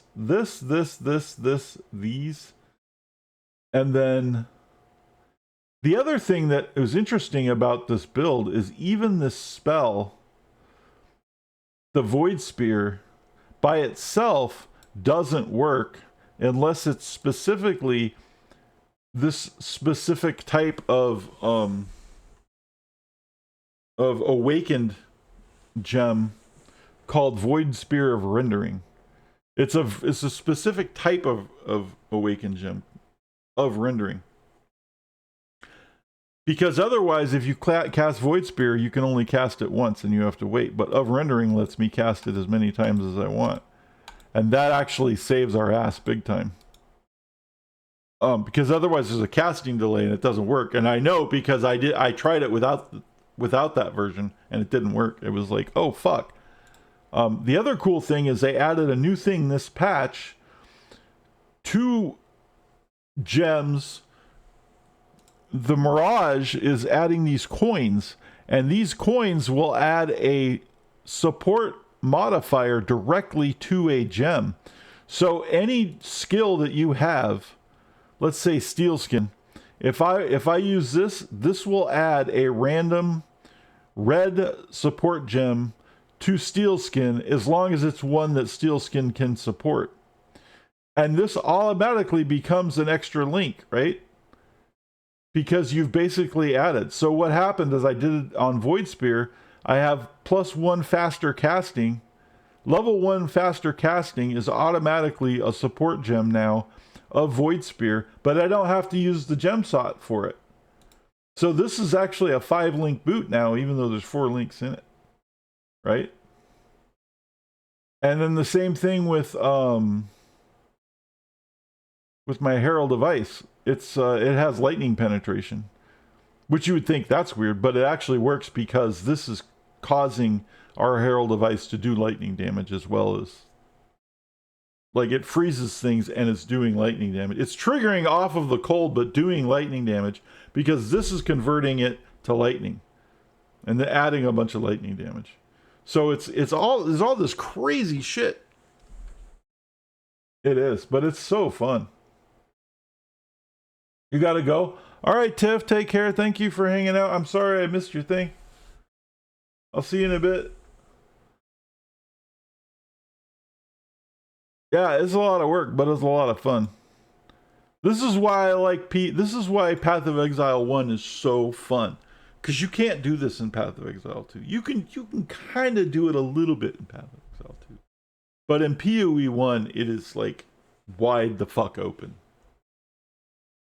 And the people in PoE 2, a lot of the people that are playing PoE 2 are trying to push for PoE 2 to not be like this, which I think is insane. It's like, go play fucking Diablo then, dude. Like, what are you doing? You know, like, come on. But anyway, yeah. So there's this, and then, so now the other thing that I have, I wanted to show, I might as well just get into that section of the game. I wanted to show off, this is a showcase of what I'm doing. Ellie's Special Friends is another character that I have on this account. This is my alternate account, by the way. This isn't my main yet. I'll show you my main. I'm working on stuff on my main too. That's actually, there's another build that I have to finish on my main that requires an item that is insanely expensive that I'm gonna have to try to like gamble or something. I don't know how I'm gonna get it. Okay, so this character is a Spectre build. This isn't actually a very crazy character. It's just a really fun one. This one is a Spectre build. It's Frostbearers, which is a known, very well done like Spectre that people know that just totally destroys shit. It's awesome. But this is Forged Frostbearers, and it's kind of an expensive one. I have 13 Spectres. Normally you can have 3. And then if you get your Spectre gem to level 25, you can have 4. But we have a +1 Spectre chess piece, which was insanely expensive to buy the base of. The actual version of this, like an actual version of this chess piece, is, let's see what Wealthy says. It's expensive. Like, on trade, it's really, really expensive. I don't even know, because it's all energy shield. I don't even know it's going to show up.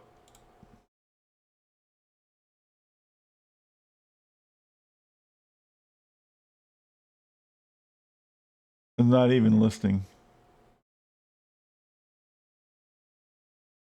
Let me redo it. It's probably just not listed because there's so many crazy things about it. Okay, 3 divine, but then when you add the +1 specter, 30 divine.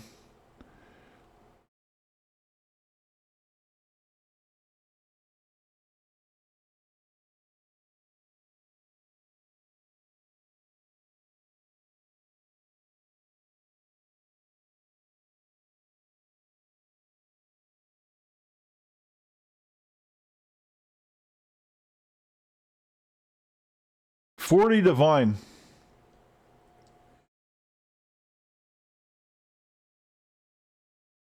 Thank you for grabbing him. Anyway, so this thing's worth 40 fucking divines. This chess piece. But there was no way I had that kind of money, like currency. But I had like 4 divines. And then I think I got up to like, when I bought this, what did I buy this for? I bought the crafted, it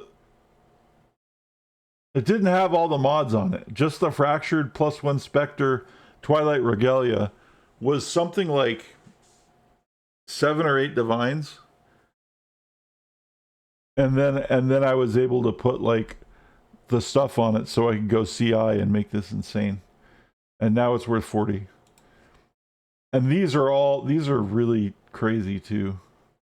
All of this gear is insane. I had to craft most of it. But see, this is where Solo Self-Found really helped me out. I played Solo Self-Found for like 5 years. Exclusively. And I learned how to craft a lot of things that way. And when you do that and you go into this trade market, you can save a lot of money because you can learn how to craft things. So if you're going to, well, when I say money, I mean currency, not like real money, but it's in-game, like gold and it's basically orbs. So I know how to craft stuff, and I was able to craft a lot of my gear and save a lot of currency doing that. And then, buy budget stuff and upgrade it or whatever. So that's what all this stuff is. Anyway, this character's fucking insane, and he's one of my favorites. And it just destroys content. Now, it's only level 94. I need to put more time leveling these characters, but I just end up building a character, playing it, and then I get a wild hair and go build another one. So anyway, normally you can have 4 specters, but with this helmet, you could have 8. But then, with this, you could have 10 because it's a +1 specter chess piece. And then, with the new gem, congregation support, you can have actually up to 17, but it's a level 2, and I think there's something else I have to do. I don't remember what it is. So I'm at 13. And so what you do is you set up 5 support specters, which do absolutely amazing things, by the way. I have a Crush Claw. I have a turtle that gives me an aura. All these auras, most of these auras are... what do we got? I have Discipline, Haste, Purity of Elements, Flesh and Stone, and then I have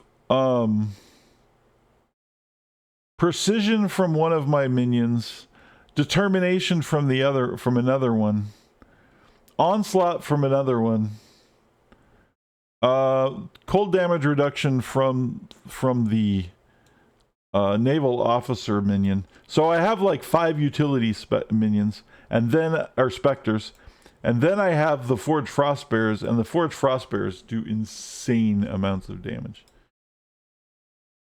And they do this is I feel bad using this as just a thing to show because it's like, it's stupid. It's like, to even show it here is insulting.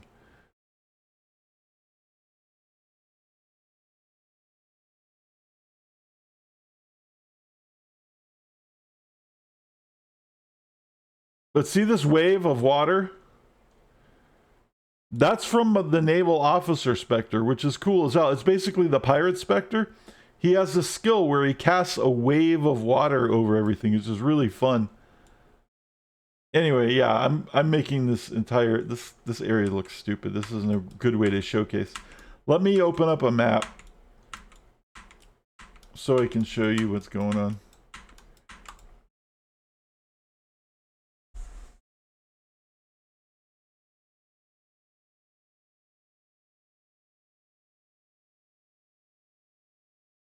Here, let's Alcon something.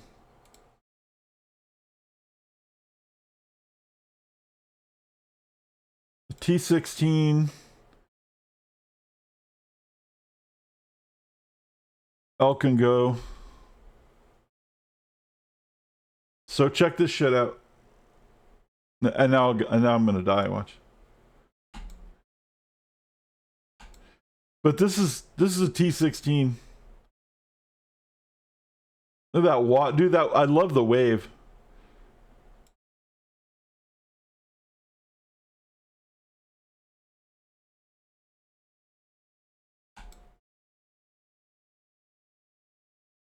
Now, eventually, my worm farmer is going to be able to completely do even more damage than this, but we're not there yet, and he's so very squishy. Whereas this character's like very tanky.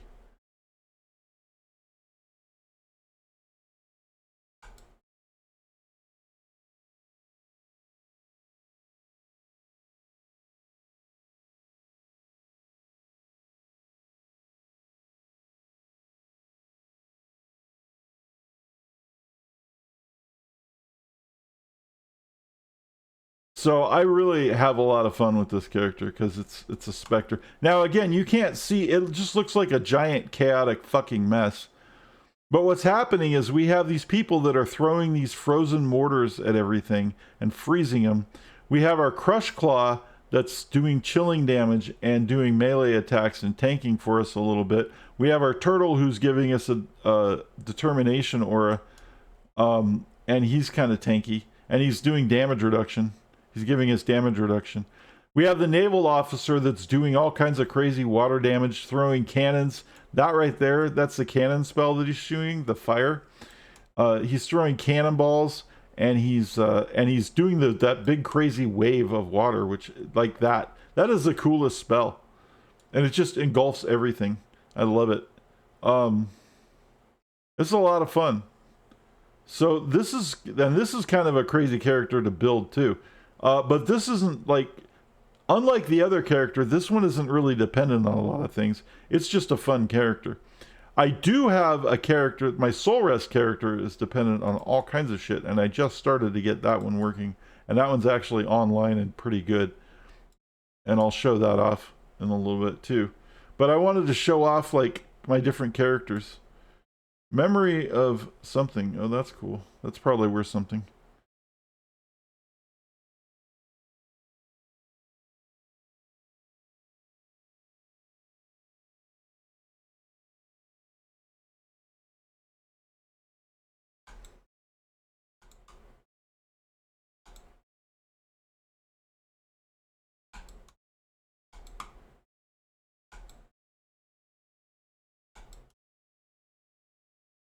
Got a Guardian map. That's pretty good. I don't even know what tree I'm set on. I thought this isn't the boxes tree, is it? It might be the boxes tree. Because I didn't put any scarabs in, I just Alcon Go, which is why nothing is showing up on the map. That's because I have to put a bunch of ambush scarabs in this. If I'm actually going to run it like a loot map. But anyway, I just wanted to show off the guy. I wanted to show off the insane amounts of damage it does. This is T16. This is it. This is like the top end.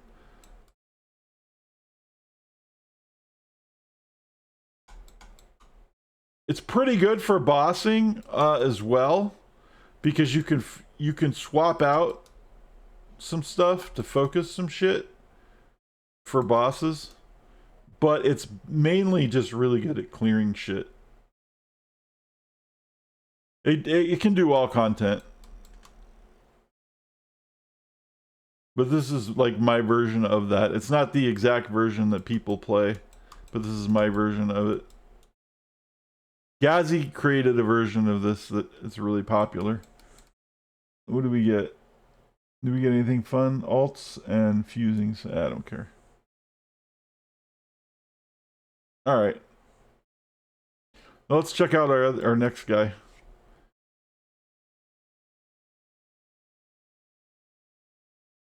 Let me see what this is worth.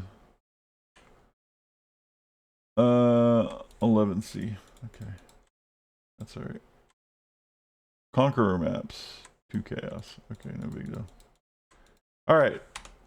So that's my Spectre guy. Ellie's Spectre Special Friends. Now the reason the name was Ellie's Special Friends is because originally this was supposed to be my Elementalist Spectre Golem hybrid that completely failed, so I respec'd into a Necromancer and made just a straight Spectre build, and it was way better. Rotten Rosie. This is, I think, a character that hasn't quite... I don't remember which one this is. Is this the zombies? If it's the zombies, it's a really good zombie build. If it's the other one, it's failed.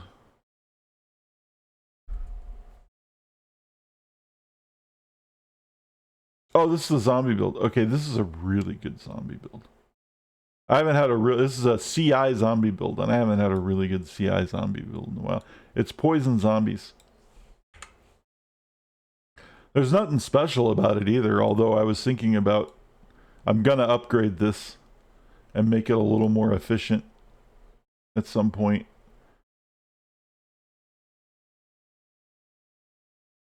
Maybe get like an impossible escape that has minion damage on it or something.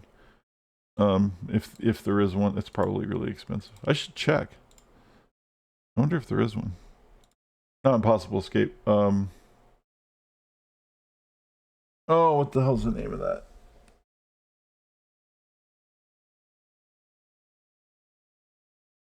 No, I can't remember the name of that jewel now. Hold on. It's on my other character.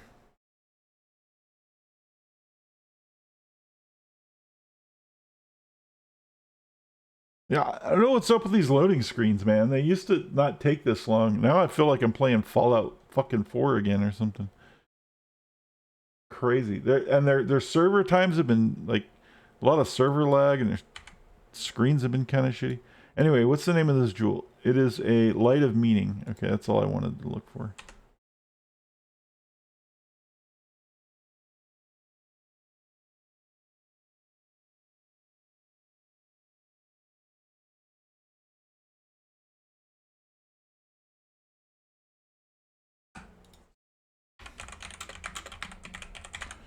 Light of Meaning Prismatic Jewel. And we want one with... I don't know if there's one with minion or not, but I'm going to see. Passive skills in radius also grant...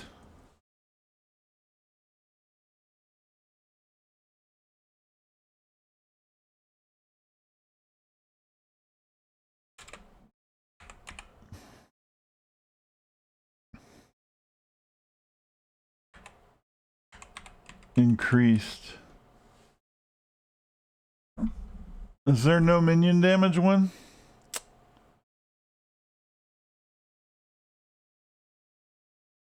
What a bunch of fucking bullshit. I should probably check the fucking interwebs. Light of Meaning, Path of Exile, Jewel, mods.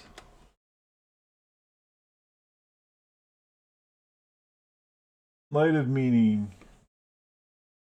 Okay. Life, mana, critical strike, attributes, physical damage, chaos resist, fire, cold, lightning, chaos, damage, armor, evasion, or energy shield. So the answer is no. And I bet the energy shield one's really fucking expensive. because that's the only one I could use. Passive skills in rate, because I'm CI in radius, also grant increased energy shield. 15 divines! No, we're not getting that one. Normal one, 2C. The one I want, 15 divines. So that's not going to happen. But I don't know, there's things we can do to upgrade it, and that's the whole point. So anyway, this is a really, really good zombie build though. And like a lot of it's poison zombies actually. Which is weird. And I do have support specters, but I don't have 4 of them. But yeah, it's a really good poison zombie build. I'm using Astra Menace so that I don't have to deal with ability requirements. But I might swap this out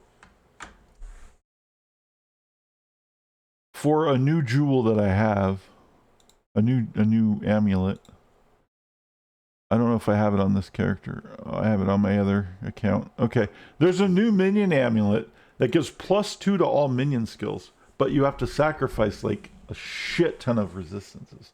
But I have enough resistances that I might be able to make it work. To put that on, and then I would take Astra Mantis off, and then I would use Elegant Hubris jewel, which gives us the Supreme Ostentation, which gives us that thing where we don't need any stat requirements for any of our stuff. But that's kind of a pain in the ass. But that would be helpful if we could get one of those on here, because then we could take a better amulet. But anyway, for the 10 zombies that I have with this build, and it's also not just zombies, it's skeletons too. I mean, it's my old school fucking, zombie skeleton guy. But for the zombies that I have, it's actually a really good damage build. Because there's zombies of slamming. Oh yeah, and they have, again, one of the new support skills automatically attached to the gem, so it's a 7-link armor now. It's +1 maim. Or it's level 1 maim. So it's zombies of slamming with maim. With multi-strike, chance to poison, ruthless, void manip, and Val summon skeletons. And they're all doing a fuckload of poison damage, and they're converting all of their damage to chaos damage. Alright, Cody, I'll see you in a few. Anyway, so now let's check out my other so that's these 3. Let me see. The screen's gonna go black for a second.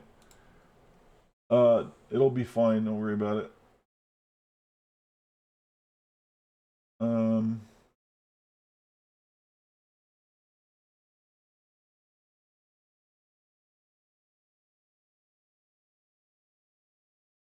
Provided Steam doesn't fuck up. Because launching PoE in Steam has been kind of glitchy lately. I was going to show off the rest of my characters. Come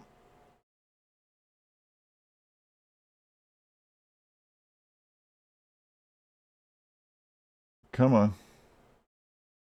You can do it! Like I said, it's like playing Fallout 4 or something. Like, everything's so fucking laggy lately. Like, load times on shit is ridiculous. And when you launch PoE 1 on stream, it almost wants to crash. Welcome back, Cody. The screen is only black because we're trying to switch to the other client so you can see my other account. But it's like bugged, so I didn't realize it was going to take this long to load. Come on, dude. Load. Yeah, I know. Oh, here it comes. See? See how crazy that is?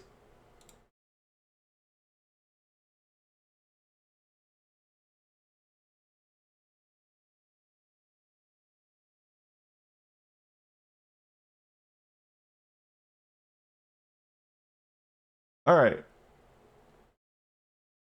On this account, I have Ghoul of the Mirage, which is the first character that I made for the League. As a Guardian. You guys have seen this before, but we're going through my showcase. You guys have seen this character, I'm pretty sure, because I make characters like this, similar to this a lot. But this one is actually going to be... We're not done. This one's actually going to be really insane when I'm done with it. Because I found new specters for it. So this character is just the absolute Giga Chad minion army. Like, I have everything on it. And you can see all of these things and auras to up the yin yang. And I also have skeletons.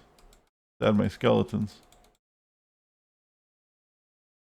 Right. So I have, and this guy's permanent now too. The Sentinel of Radiance. That big dude, here he is. That big dude, that yellow guy that goes around with the Guardian that you have to summon all the time. He's now a permanent minion.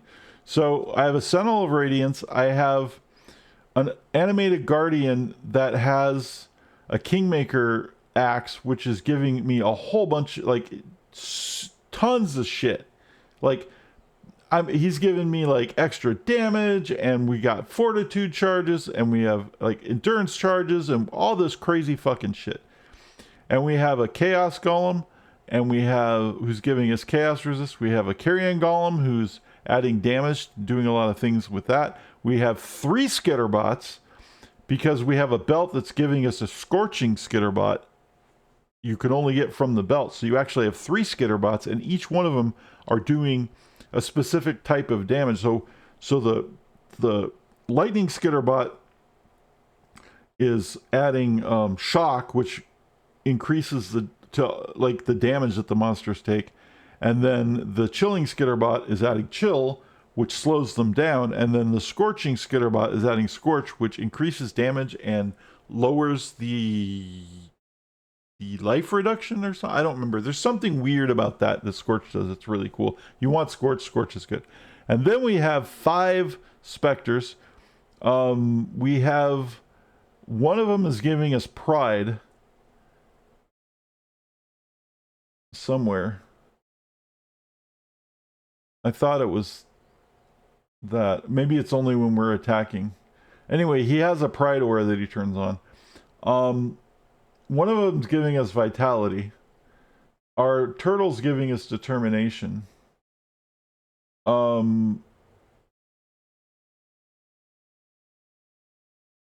We have frenzy charges from the Carnage Chieftain.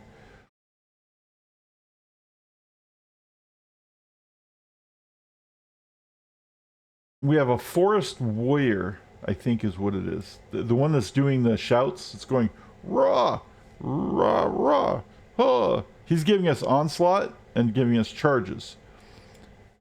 On top of that, because I'm a Guardian, this Ascendancy allows me to trigger level 20 summon elemental relics, and this gives us, when we're fighting monsters, will give us wrath and anger and what's the other one? I don't remember. There's 3 elemental auras that add elemental damage. All of these monsters are doing elemental damage. They're all doing lightning damage. They're doing added lightning damage on top of their normal damage. And then we have 11 zombies and 11 skeletons. And we might actually be able to get more now that I think about it, because I could put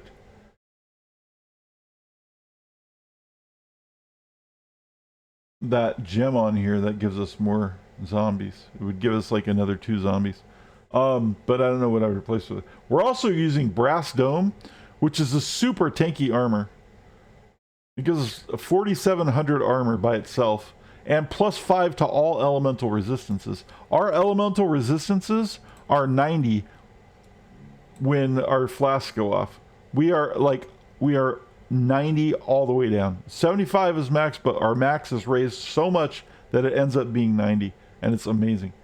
And then we also have one of our skitterbots is throwing elemental weakness at everything. This character is an absolute just fucking crazy, the most army of army monsters you can have, and it's so fun.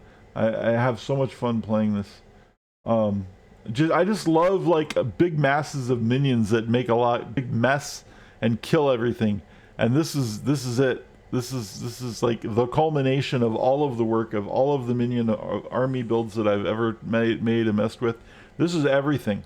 This is the whole kitchen sink, and there's still probably more upgrades I can do to it because I just still don't have a crazy wand. Like, I'm still going to work on a wand, and I still need to work on a decent fossilized shield. But that armor is amazing. So anyway, I have, looks like we got a sale. I don't know how much we have. Oh, look at that. 2 divine, 8 chaos. So I sold some shit while I was away. 2 divine. What did I sell for 2 divine? Oh, my other gladiator plate. I had a +2 that I sold for 2 divine. I only paid like 100 div or 100 C for it. So that's pretty good. So this guy has a lot more money, as you can tell, than the other people. Anyway, this dude is so fun. It's just a total mess on the battlefield, but I'll run a map just to show again. Is this already fucking, well, out can go. T16. I like dunes. Let's take these away because I don't want to waste those. Since I'm not like doing a mechanic, I'm just showing off the build. Oh yeah, so this other specter, notice how there's a specter of the chick that hangs out over Izaro in the trial, in the labyrinth. We have that as a specter now, and she does amazing shit. It's called the perfect spirit of justice. And she shoots these crazy things. She has this and spawns her own minions and does all this stuff. It's such an amazing minion. So this is just a huge mess of minions, is basically what this whole build is. This is just me running around with this massive mess of minions. And if I really need to, I can even add more by spawning my skeletons. It's just a massive army of minions killing everything. Rarity, okay. Oh, we're getting ambushed. Now this build is a lot more accessible than my other ones for most people. This is something I could do in solo self-found outside of the perfect specters. Although I could probably get those if I farmed enough ritual, because I don't have a forest tiger or anything that's really expensive. That's like really rare. So I could probably do this character in solo self-found. Oh no, you know what, I can't. Well, maybe. The armors would be very tricky, but I could do it with breach. You could farm it in breach. It would just take a lot to farm it in breach. It's technically possible. Let's put it that way.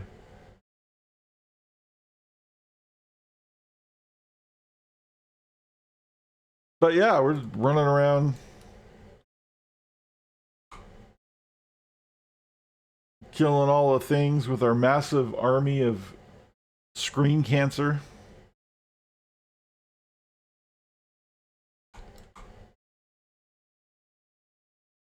And again, I didn't set up any kind of like, I didn't put in any scarabs or anything to like, you know, get some crazy loot thing, because I'm just showing off the characters. I'm not trying to show off like a farming strategy or anything, although I could probably do that.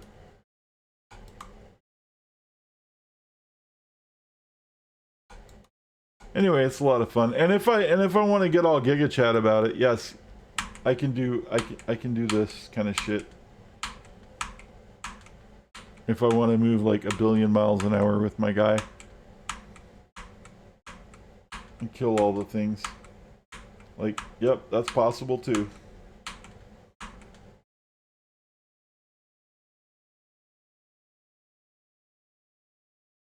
Exactly why I think you need to post these builds, just to remind people what. Well, I am. I'm making this. I'm making a YouTube video right now. This is hopefully this is going to be a YouTube video. So I'm showing this like a showcase of my different builds.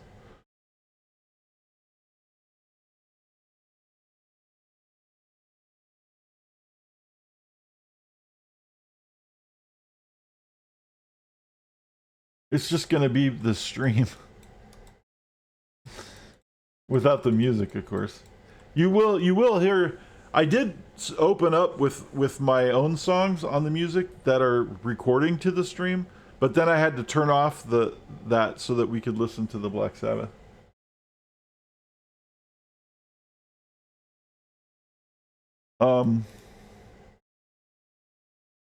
Let me do something. Speaking of music, let me load the next set of music, and then we'll go into the rest. Because the next build is really fun. The next one I wanna show off is really fun. And a lot of people wrote it off a long time ago because it fell out of favor, but it's gotten some renewed fucking justice, and it's amazing. Let's see.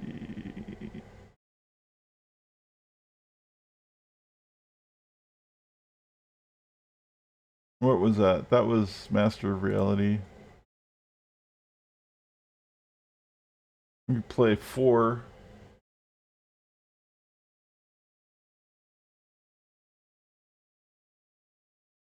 Clear.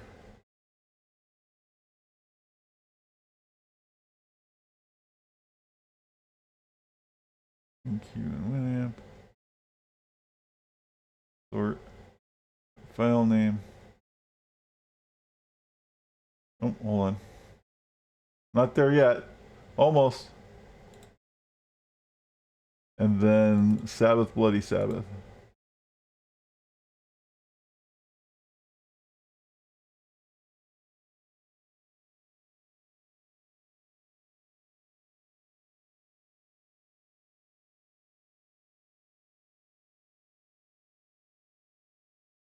Hold on.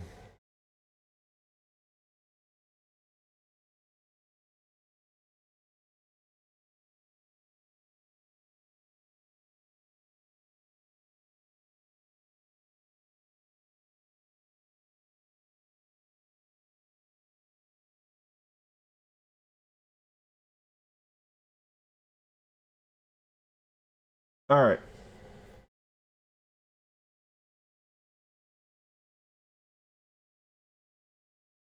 I like them for how in depth you go. I could get really nerdy with some of these, but this is kind of a basic thing, so I'm not really going too deep with this particular one. We still have a ways to go. I'm just explaining all the things that I have on it.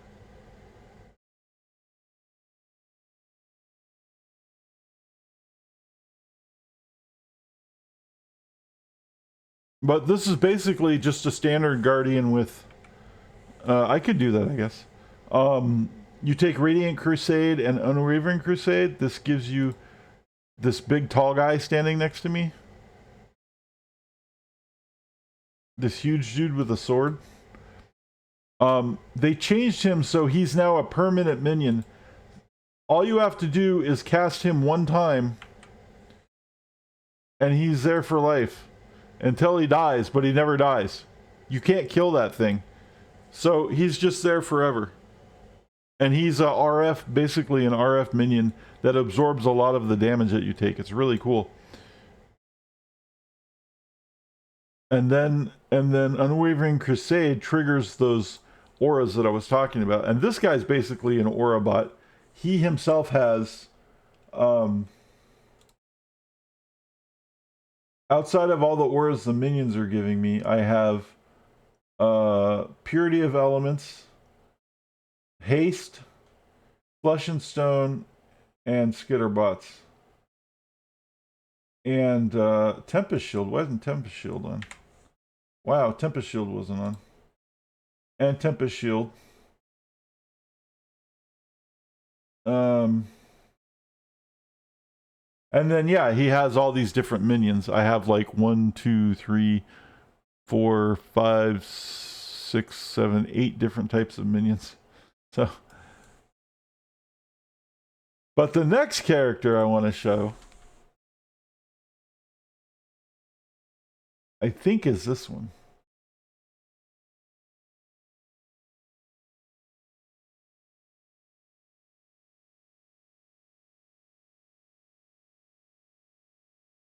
Yep. This is insane. I might have shown this one. I'm not sure.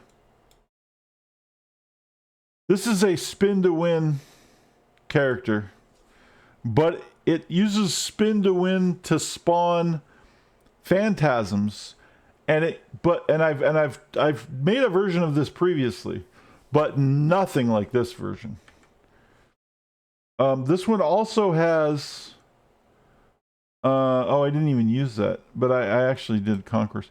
So this one uses Elegant Hubris, Supreme Ostentation, so I don't have to use any requirements on my gear, because using a staff takes away a lot of the things that I could like I don't have a shield, that's less things I can have stats on, right? Because I'm using a staff. So you need something like that, so you don't have to spend all of your modifiers on the rest of your gear on stat points. You can spend it on things you need, like life and whatever.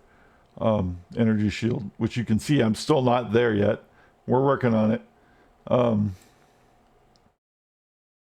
This character is level 91, so we're getting there. So what's so cool about this character is she is using... Oh, this is... Let me turn this down a little bit. It's getting a little loud. I don't want to compete with the music. All right. So this character is using a Dark Monarch, but the Dark Monarch here doubles the phantasms. Remember how I said the different helmets double different types of minions? Well, this specific one doubles the phantasms, but it's the only thing I can use is phantasms. Like, well, that's kind of insane. It is. So what happens is, when I do cast... When I do Cyclone, I channel, and I cast while channeling the Desecrate. And Desecrate leaves a corpse. And this armor I'm using says, trigger level 20 Bone Offering, Flesh Offering, or Spirit Offering every 5 seconds in sequence.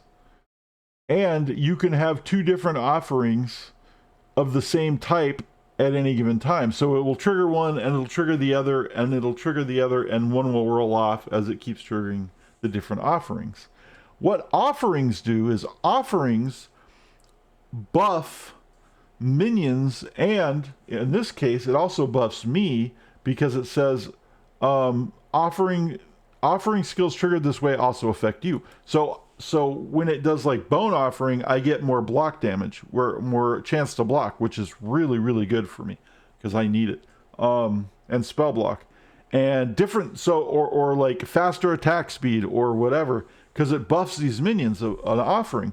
But the key to this whole thing is that Bone Offerings, in order to trigger, they need to consume a corpse. So, if there's a corpse on the ground, because I cast while channeling Desecrate, Desecrate puts corpses on the ground. That's what Desecrate does. It pulls corpses up. And then Flesh Offering eats the corpses.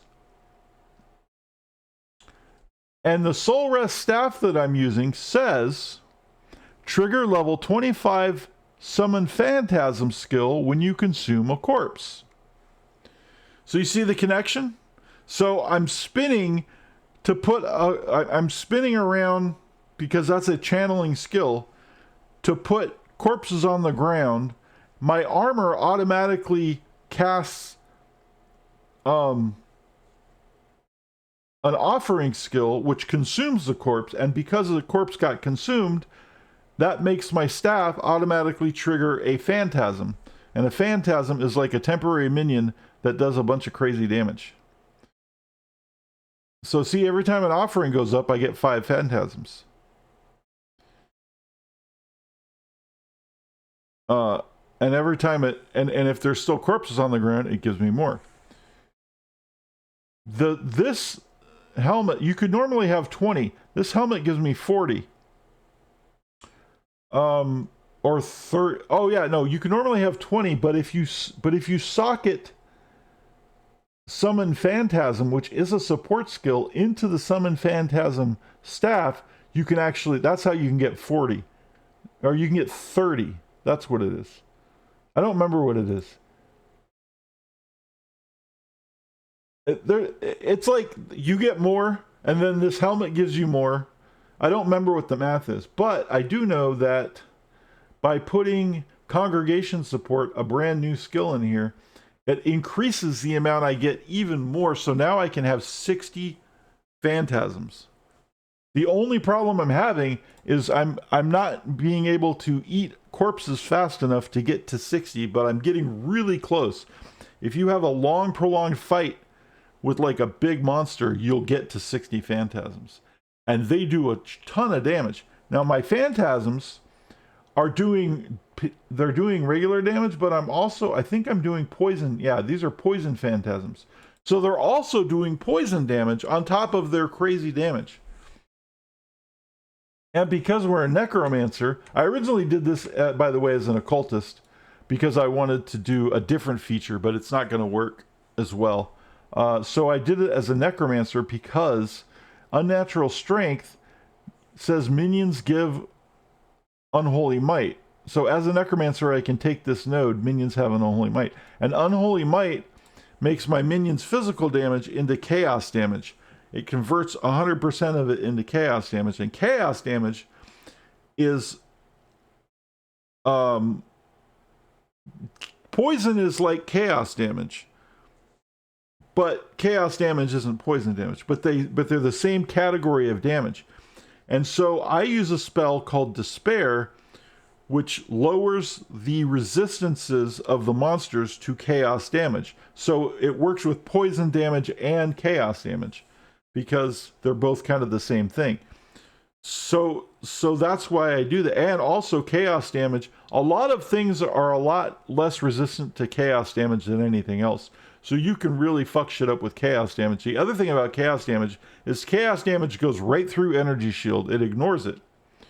Which is why if you make a chaos inoculation build, you use energy shield because you're immune to chaos damage.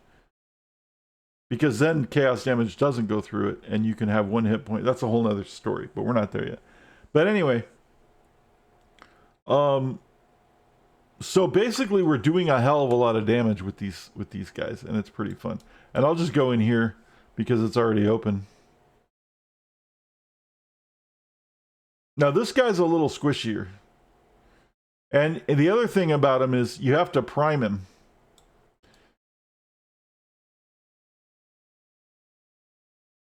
But this thing destroys bosses so fast. It's crazy how fast it is. So I'm spinning because I'm spinning up. If you look at the counter up here, you can see that I'm spinning up the number of corpses. 20, 25, or phantasms. Now we're at 30, and now we're going to go attack things. And he makes this cool noise. It's like, so this is like, he's like a crank.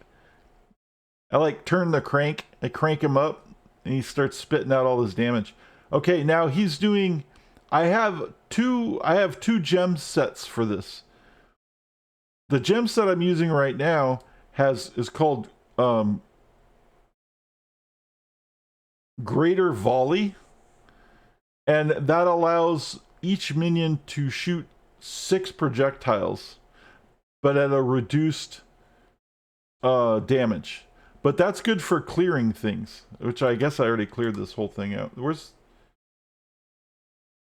Damn it.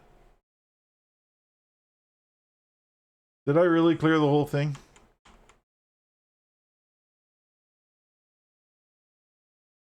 Here, we'll summon some here with this. Anyway, so you can see that it's spitting out a whole bunch of these little green specks. And that is because each one of these phantasms is shooting out like 6 projectiles at a time because of the greater multiple projectiles or greater volley. I'm not sure which. I think I use greater multiple projectiles on it. And then when I fight bosses, I can switch that because there's only one boss. You switch it to void manipulation, which is this one. It's greater multiple projectiles. So you switch it to void manipulation, and then you only do the 1 streak per monster, but the damage is it's way more damage. So that way they can focus fire on bosses and stuff. But yeah, this thing just eats fucking everything. It just eats bosses. This is a really fun, and you can see, look at, I have 30 around. Let's see if we can get more. We're gonna do the Mirage. The problem with the Mirage though is that these are still bugged. They're supposed to go with me into the Mirage, but they don't, because this is the only temporary minion that for some reason is not following me into the Mirage, despite them pretending that they fixed the bug that they didn't fix. So I have to spin up right away. And I might, yeah, so doing the mechanic on this build sucks, because you get bum rushed before you get your phantasms up. So you have to move around a lot until you get enough of them to start clearing monsters. And see, now we're okay. Now we're good. But when you first go into that portal, you get bum rushed by all these monsters and you don't have your phantasms. And you're like, oh no, I'm gonna die. They're supposed to follow you into the portal.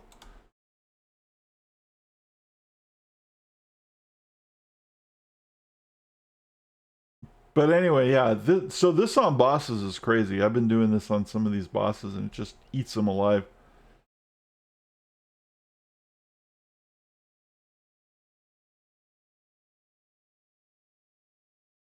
Like we did all of the mirror bosses with it, like really easy.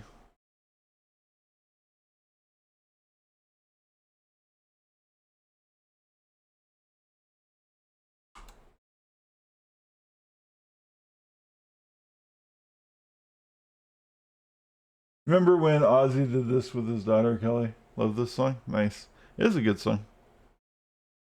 Totally.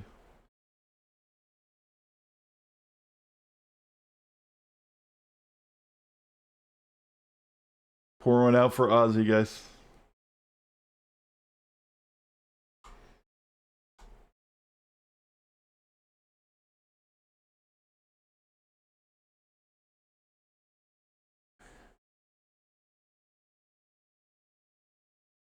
Him and Chuck Norris are creating chaos somewhere.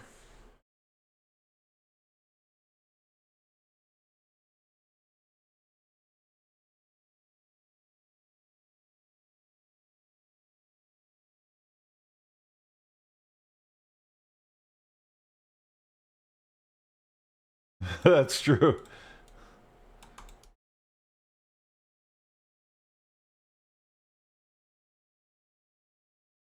Well, he did, yeah.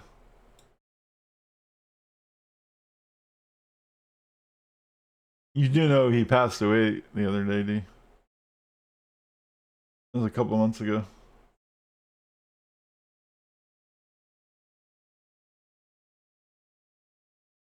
Anyway.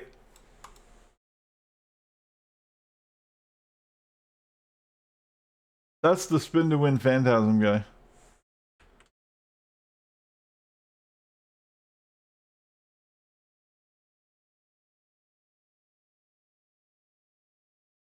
And I really like this build. So the way this build, yeah, I explained how the build works, right? You do the offerings and everything.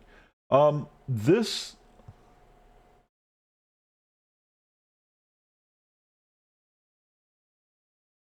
I know, I was just throwing it out there.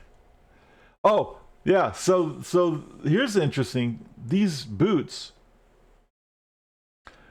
replica Bones of Earl. actually pretty crazy because summon phantasms have a 10% chance to refresh the duration when they hit a rare unique enemy.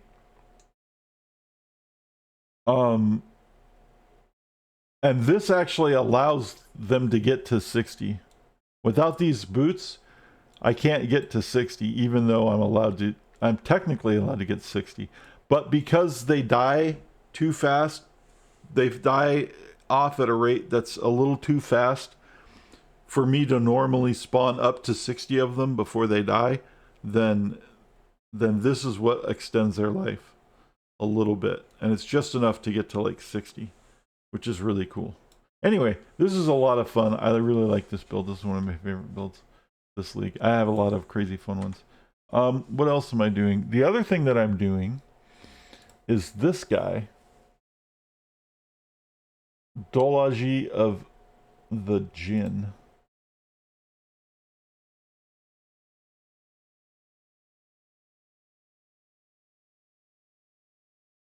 This one I'm still working on.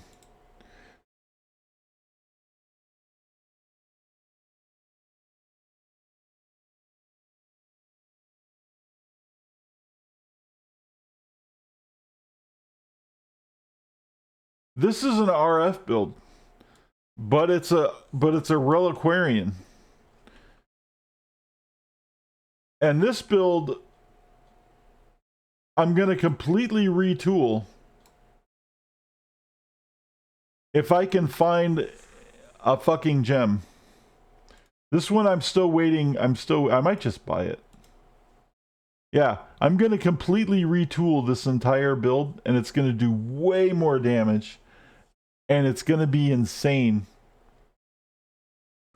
In fact, one of the craziest things about this build that I will show you when I get my POB up when it's done is that it's going to use almost no skills.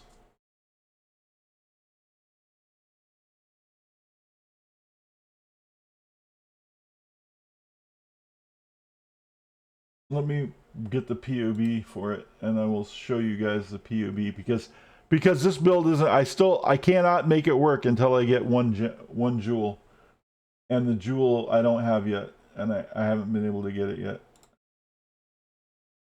All right, but I'm on the verge of making it.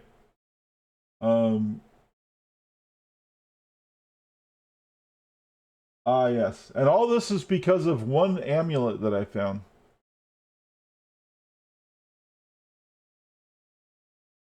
Okay. I'm going to turn chat off for a second. Not your chat, but the screen chat. Okay.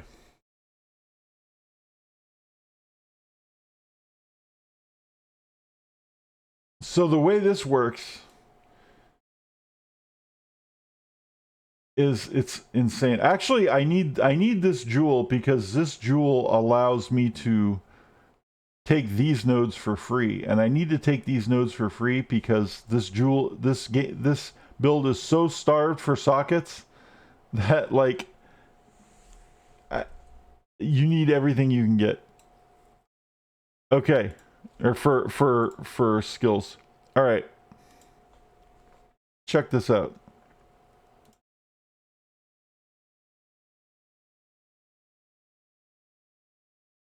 So I only have 4 skills, Righteous Fire, but one of them is for free, is because you can add that coin to get a support gem to a skill. So I'm doing that in this, and that's going into my helmet. My helmet has socketed gems are supported by level 16 burning damage and deal 30% more elemental damage. So that is actually like a 2-link.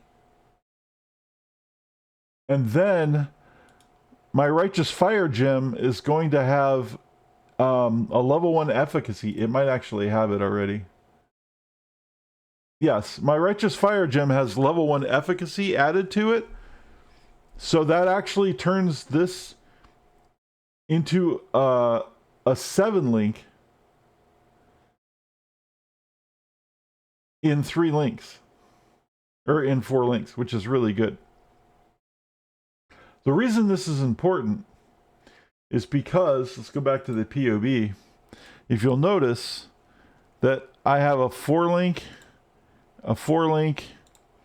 and that's it. So all of my gems are, I have a helmet, gloves, and boots with gems, and that's it. That's the only gems I have. All of these other ones are empty.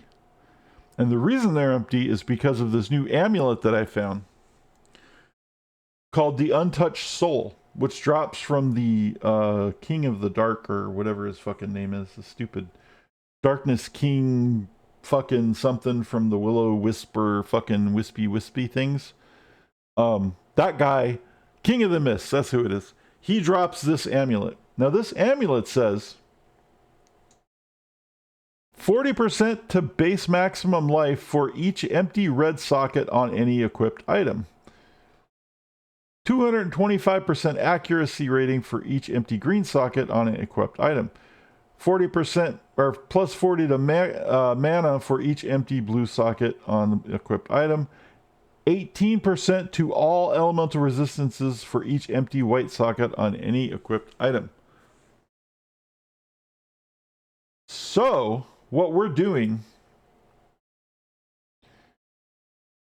is we're going to use a brass dome that has no sockets in it. It's 6 sockets, but nothing in it.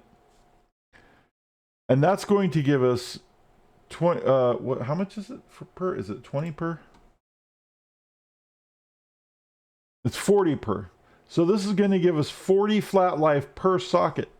So 40, 80, 120, 240. Wait, 320. I can't do my math. 6 eighths is 480, right? Yeah, so 480 flat life. It's not eighths though, it's fours. It's 240 flat life. Oh my god, what's wrong with my brain right now? Yeah, 240 flat life. I knew that. What am I thinking? 8. Anyway. Flat life is insane because it scales with multipliers, right? So if you have like on the tree, there's this node that says plus 30 to maximum life. That's part of a mastery. And if you don't know how the game works very well, you might look at that and be like, who cares about 30 life? Because you think, well, that just means I get 30 more life. Who gives a shit? But that's flat life. And flat life is all calculated together and then multiplied by the multipliers. So the more flat life you have, even though it's a low number, is actually exponentially really good. So we have the 30 flat life from this and the 240 flat life from that one amulet because we don't have any sockets in our jewels. That's going to give us 270 flat life, plus I probably have other sources of flat life somewhere. I do, actually, on my other gear. I'm going to have 100 flat life on my shield, 100 on the helmet, 120 something on the glove, 100 something on the other boot, right? The rings have flat life. So there's like a couple, there's probably like 1,000 flat life or something, or, you know, a couple hundred, like maybe 700 or 800 flat life. And all of that flat life is multiplied by 217%, which I have from tree and then other sources. So that ends up being a lot of life, like 8,000 life. And that's really good because an RF character, something about Righteous Fire, is that it deals 70% of your maximum life as base fire damage per second. So it's doing 70% of my, every life I have, it's doing more damage, right? As base fire damage per second. Now the base fire damage is all being multiplied, right? Because it's base damage by global damage and by global fire damage, and then it also does fire damage over time and regular damage over time because it's per second. So you end up doing a fuckload amount of damage because of this one amulet, because I'm going to be using this armor that doesn't have any sockets in it. Now, not putting sockets in your armor and my weapons and my shield, not putting sockets in your armor or your weapons and your shield means you don't have a lot of skills that you can use, but RF is pretty good. It scales really well. And we are going to take, because we have sockets, because we have boots, helmet, well, we're going to have RF, the damage is going to be in the helmet. That's a 7 link.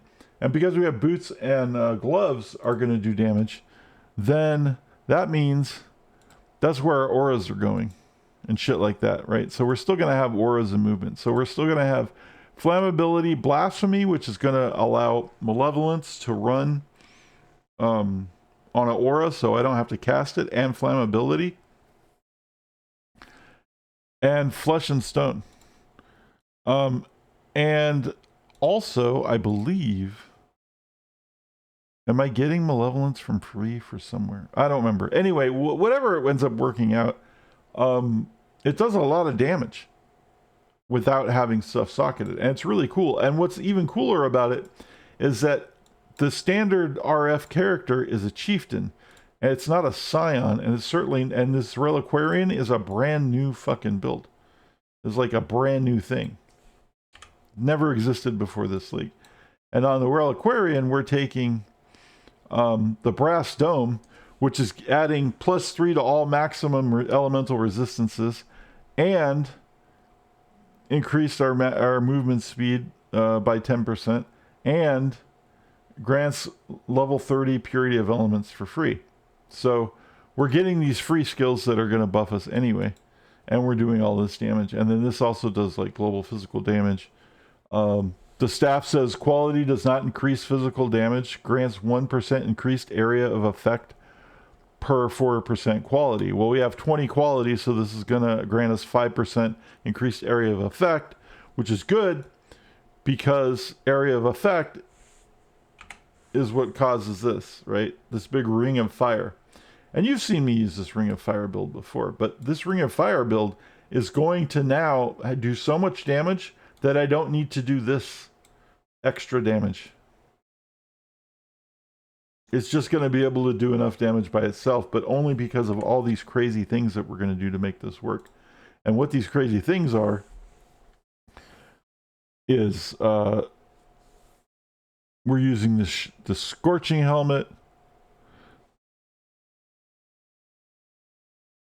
and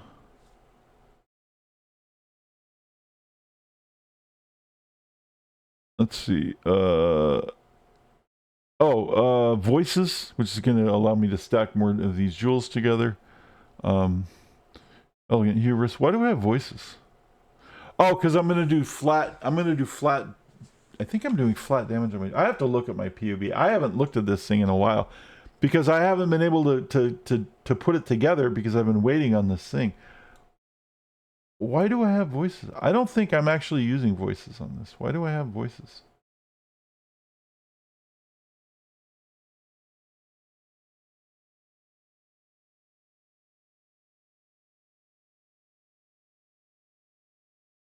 No, I don't think I am. Now I'm confused.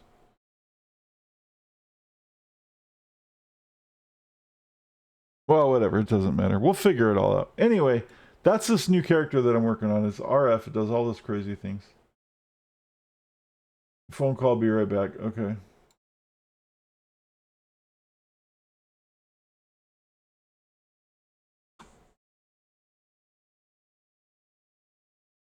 Oh, Jesus. All right. We'll look at that later. Wall of text. Anyway.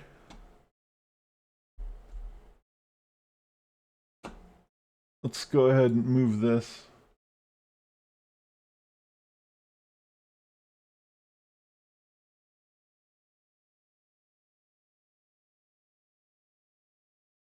Where's the stupid thing?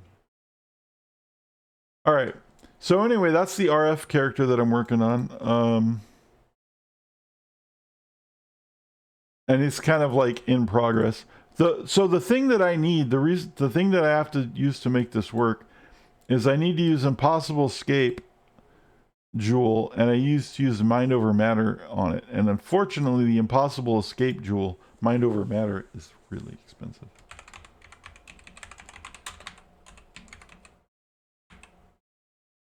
And people have been fucking with this for a couple of days in the market. They keep like buying it and selling it. Like the unidentified version, so you can kind of like gamble. It used to be you could get an unidentified one for like 30C, which is still a lot, but you can kind of gamble and maybe get the one you want. Because the one I want is like 20 something div.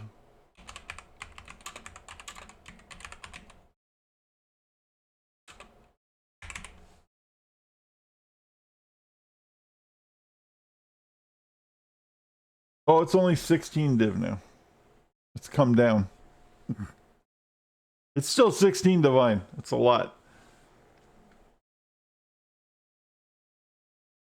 And what I was doing, instead of paying 16 divine, I was trying to do this. And then all of a sudden the market went insane and people kept buying these and selling them for way more money. Unidentified ones. See, yeah, they're 119C each now. They were 30C each, and at 30C, it was worth it to try to gamble a couple of them, to unidentify them and see if I got lucky and got the Mind Over Matter one. But at over 100C each, that's kind of insane because like 300C is a divine orb.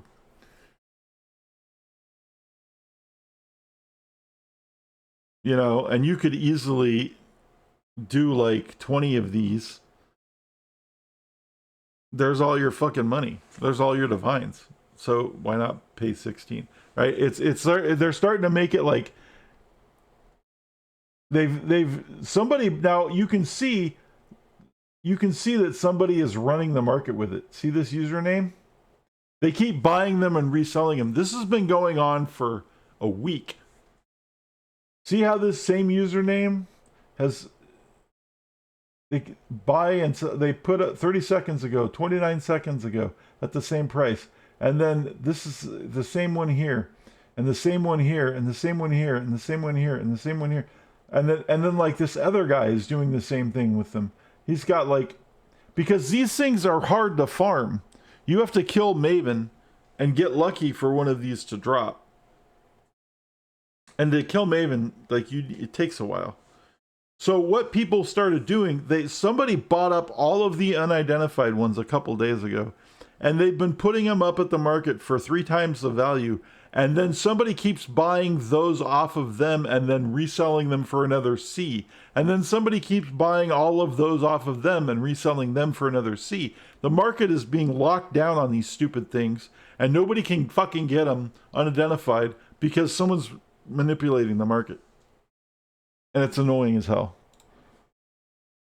I can buy them for the over price, but like then I'm just like I might as well just be playing the lottery at this point. It's crazy. So it is what it is. That's why this character isn't done yet, because of that.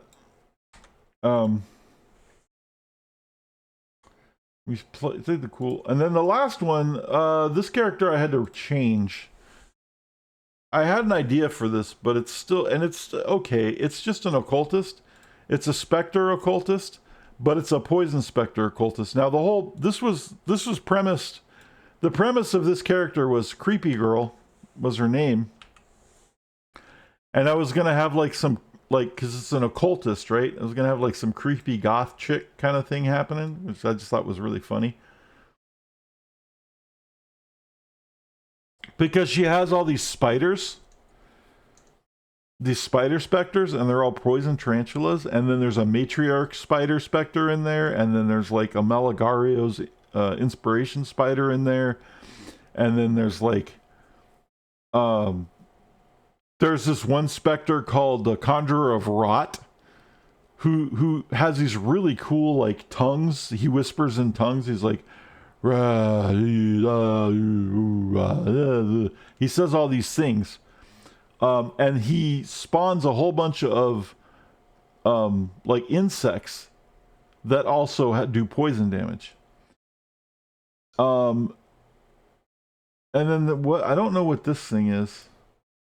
There's another specter that does something really cool, and I don't remember what it is.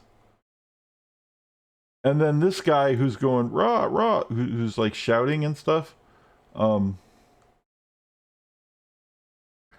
He's there because I needed. He's kind of doesn't fit the mold, but he's giving everybody endurance points. I needed him because I was kind of squishy, and he's helping with that. He doesn't quite fit. I could pretend he's like my fucking lackey or something. He's like the bitch boy or something. I don't know. But everything else kind of fits with the creepy spider poison kind of thing. And then she's an occultist. And so like when things die, they explode. It's just like chaos and poison and like creepy cold, blah. Like, and it's a pretty okay build, but it doesn't do a lot of damage. It doesn't do as much damage as I want it to. I have to do a lot of tweaks on it. But this was the other build that I was working on.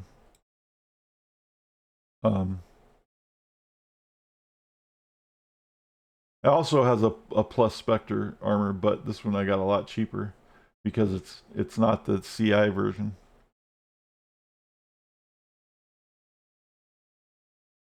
So yeah, technically another Spectre build, but this one's a little different. I can't remember what the other Spectre is though.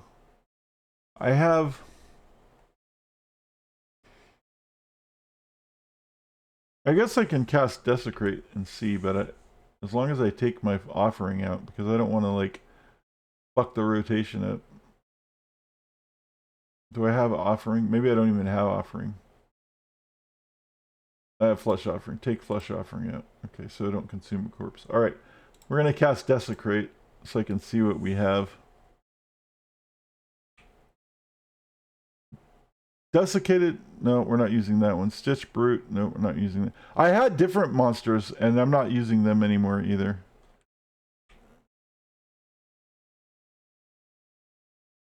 Oh, it's not going to show us because they're, because they were corpseable vectors.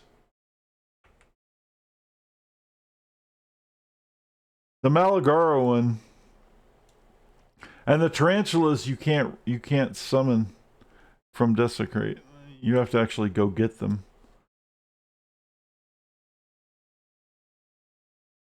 I don't remember.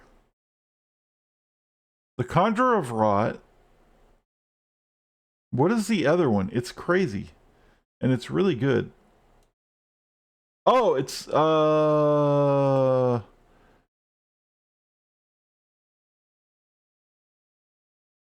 it's a Snake Warrior or something.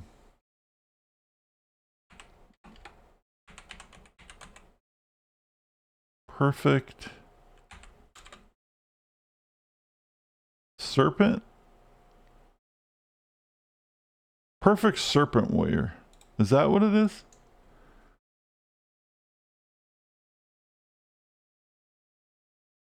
Yeah, because he does this aura of chaos and does all these crazy attacks. I think that's what it is. I started to learn how to mess with a drum machine. Cool.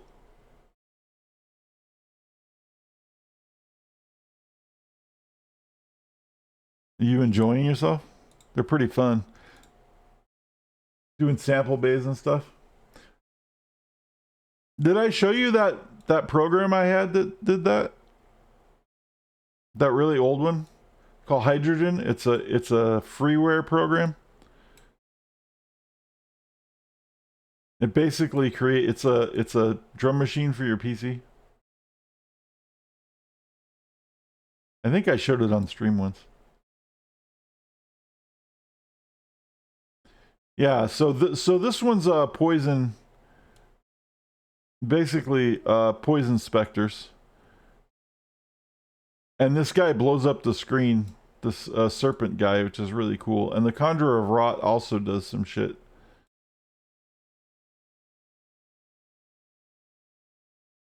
And the spider matriarch spawns her own little spiders too, which is what those little spiders are. And then the little pests, I have these like insects that are coming from the Conjurer of Rot. And the deadly tarantulas do their own poison damage, and they do like a melee poison attack. And then the Malagaro one does like a different poison attack. And it's a lot of poison. A lot of fun.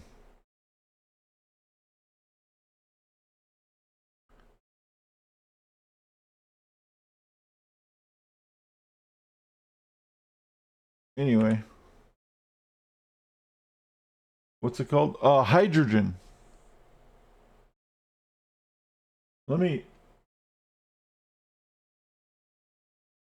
get the link.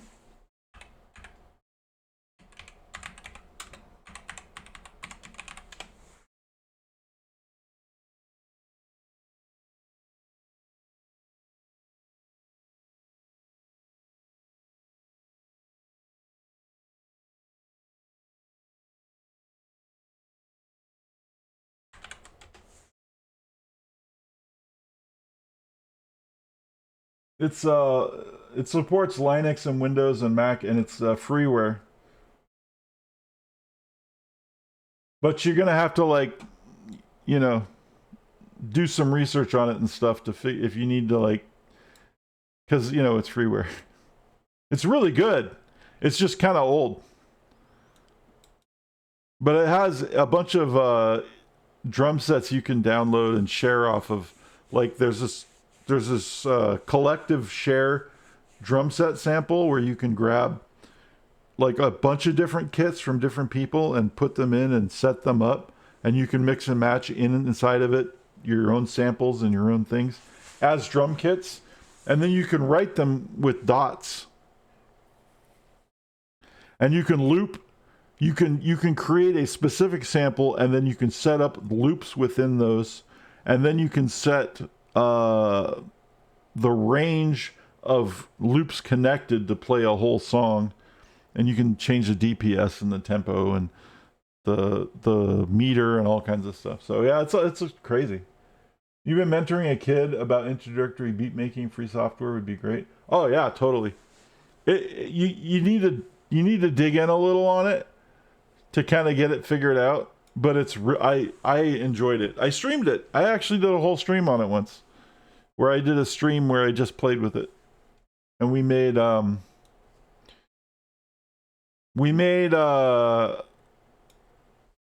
own song, and then we actually used Chat GPT to see if we could get it to write a song to see what it would sound like in that. This was before the AI music thing was taking off, like really big. And that was fun. We did like a whole stream about it. Yeah, it was pretty fun.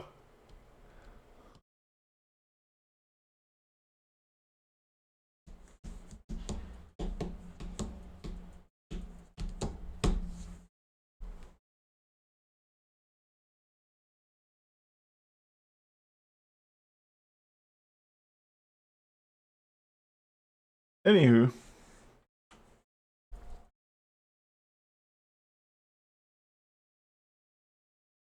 um,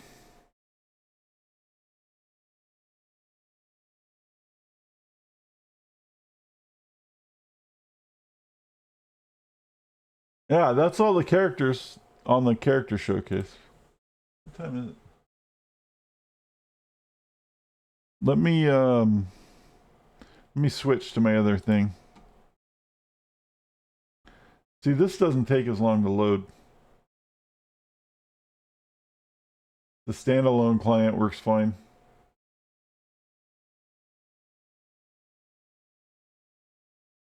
Let's get back to our worm guy.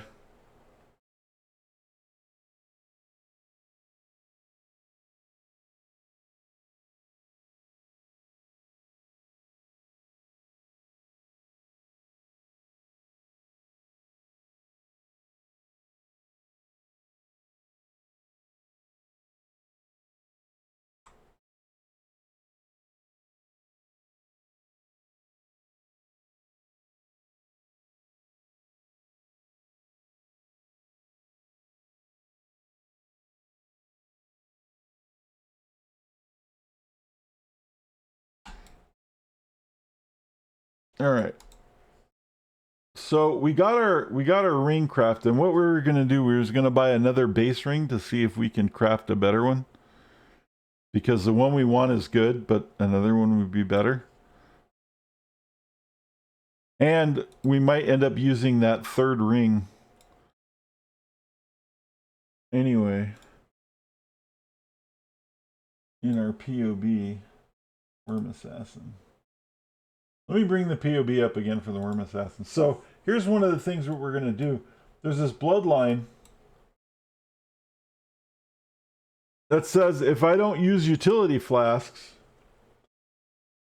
I'm immune to poison, which is really good because we don't have any kind of defenses.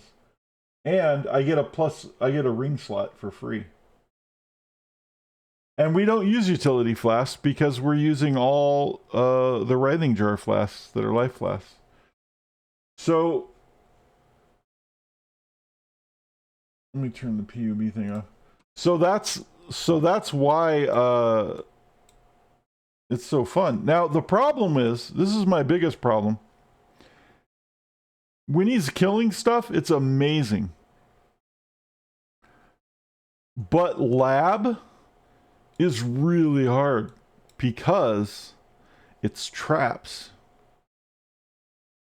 And I should have leveled this guy through lab before I switched to the worm guy. Because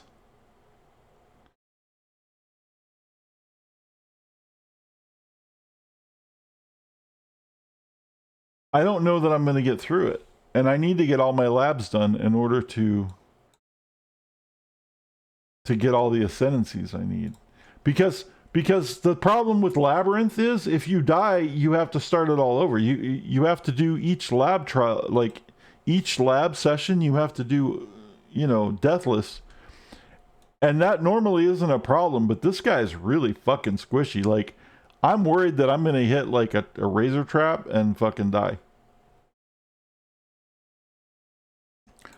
I've done Cruel Lab. I haven't even done Cruel Lab. I've done the first lab. In fact, I still need to do Cruel. We can try Cruel Lab. I haven't done Merc Lab. I haven't done Uber Lab with this guy. Like, I'm so worried. But we'll try to do Cruel Lab. I don't know. I mean, maybe I can just do it. If I can get through Cruel Lab, I'll have a little bit of a hope for Merc Lab. Oh no, another spammer. I want to grab it.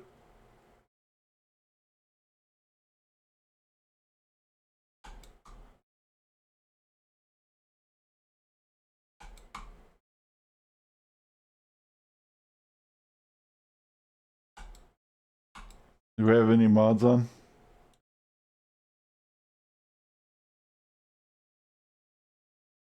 All right.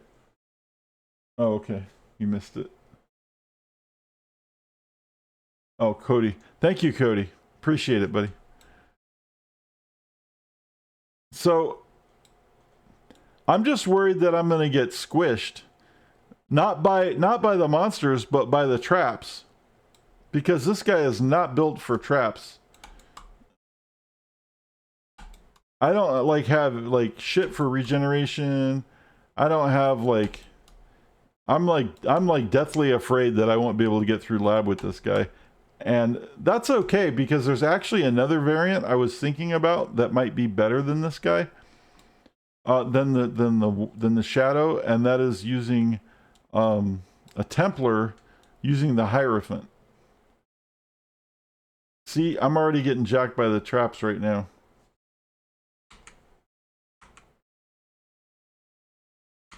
Yeah, they are.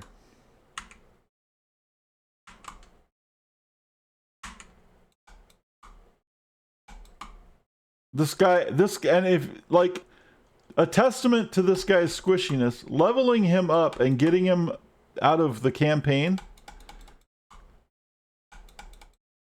I died 113 times?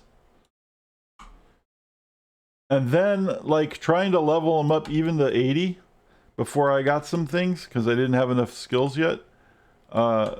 I was still missing some key skills. I died like probably another, I don't know how many times. A lot. I can check though. This guy has died so much. And so that's why I'm worried about doing lab, because if I hit one of these fucking traps, like that's it. I'm gonna have to do this like 6 or 7 times in order to do it deathless. I have to be really, really careful. Actually, I'm going the wrong way. Ah, look at, see, I keep getting hit with these spiky things. I don't have any ailment reduction on this guy at all yet either. Like I said, this is definitely a build in progress. We're still working it out. But the core of the build works, which is blowing shit up really big time with worms, which is cool as fuck. This is definitely a meme build, but it's a fun meme build. Okay, that's not going to work. I think it's a different way.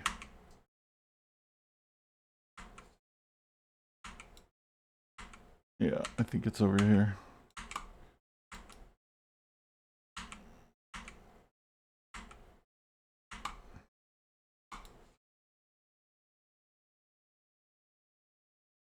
You hardly know her. Nice. I missed that one, Nudie. Good job. I'm like trying not to die. See, it's shit like that, right? This like, here's these like 400, this like crazy trap thing that you're going to hit. Like, I don't mind maze traps in PoE, but what I don't like are traps that are like practically unavoidable no matter what. You're going to get hit with them. Because then you can't make builds like this very easily. All right, we got through that one. We have one more phase after this, and if we can live through that, we might be able to make it.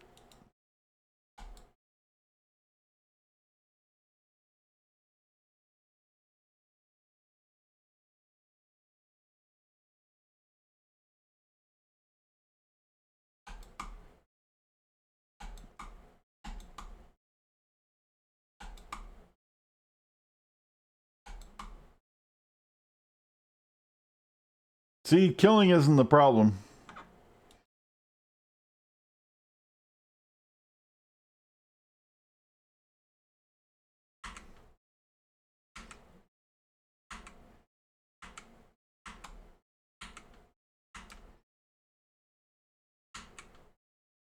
Oh god. The slow traps are the worst. Oh no. I don't think we're gonna make it. The slow with the razors. Oh my god, these are so bad. All right, we might be okay. Come on, come on.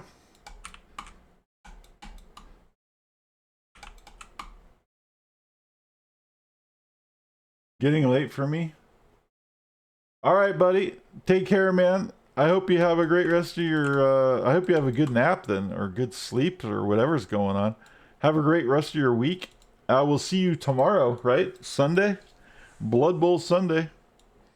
Hopefully, I'll see you then.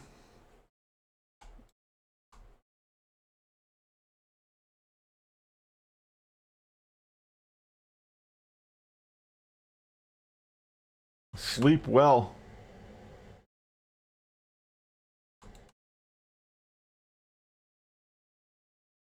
All right.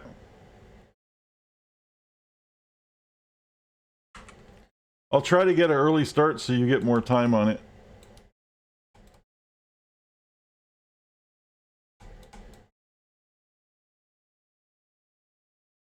All right. If we can live through Izzy, then we just made it. But this ending scene has traps.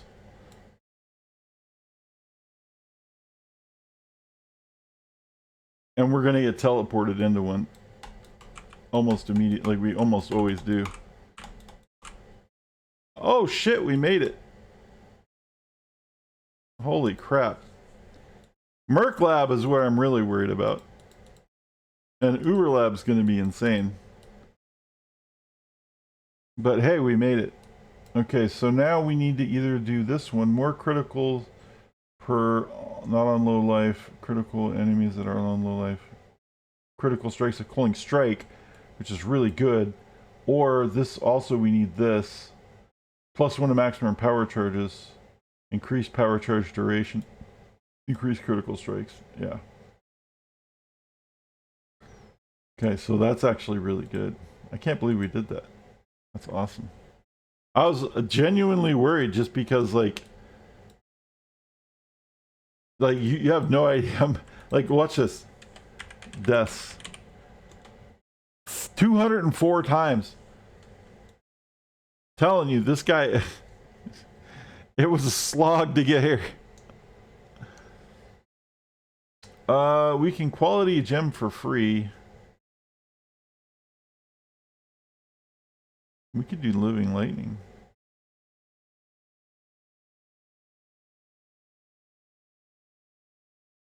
Fact.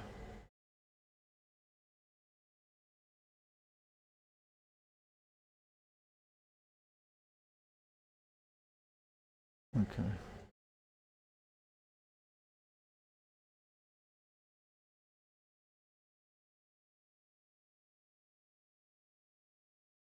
Oh, I forgot to turn chat back on.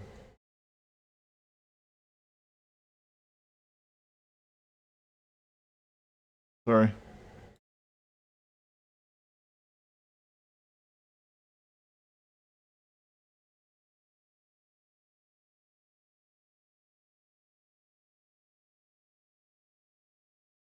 Do we do Merc Lab? Yes. Let's see how far this. Let's see if we can get Merc Lab. I don't think we can do Uber Lab, but I'm not even sure if we'd be able to do Merc Lab, but it's worth a shot.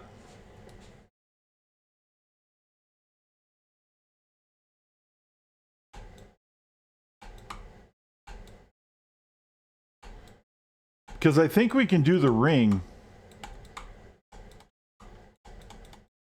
thing. Because that's just a King of the Mist token, and I know how to do him now.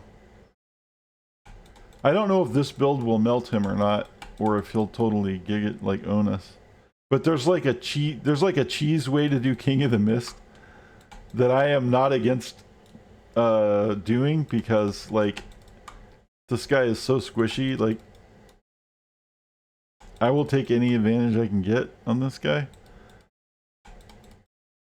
because I want to see this built like the way it should be, to see how good it really is.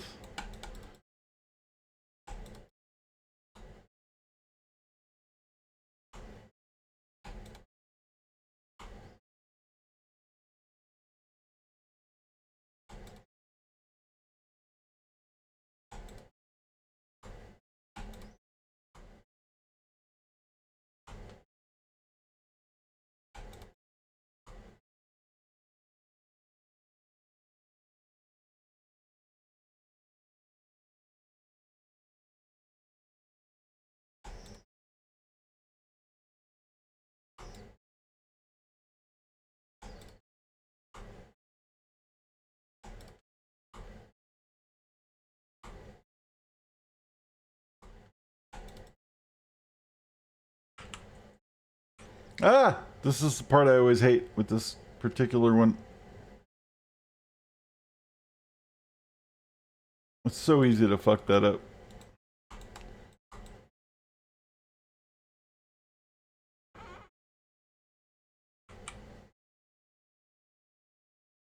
It's traps.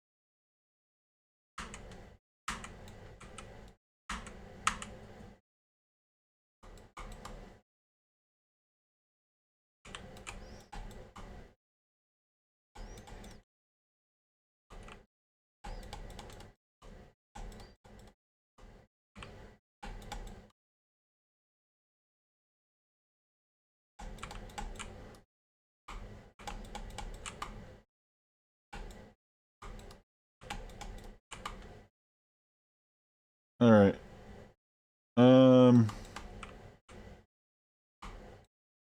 All right, we got through the first one. That was pretty rough. I'm just very, very worried, that's all. Well, I'm not worried. It's just that I hate having to do stuff over and over again. And like when I get to Uber Lab, like that's really where it's gonna suck because you have to pay tokens to do it. And if you run out of tokens, you have to go farm them or buy them, and that's just annoying.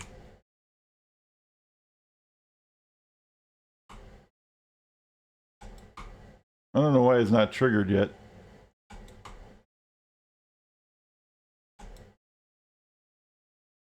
He was like dead 20 seconds ago.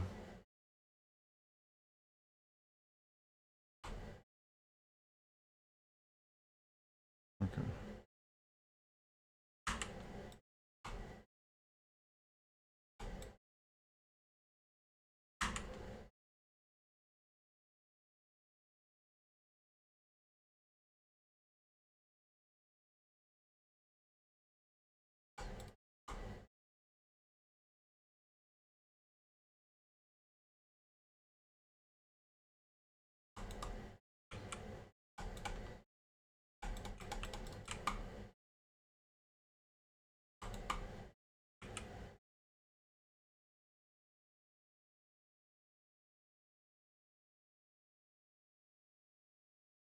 All right.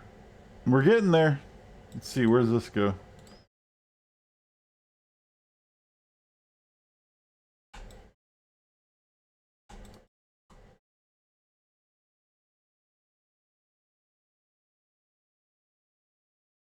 Oh, we're gonna have to go through. I hate having to go. I hate forced traps. Actually, we might be okay. Yeah. Usually the traps are just there if you want to get the extra stuff. You have to go through the traps. Not always. Sometimes you have to go through the traps to get through the thing. But sometimes it's just for the extra stuff. So if I'm not worried about the extra stuff, you're kind of okay on getting hit by the traps.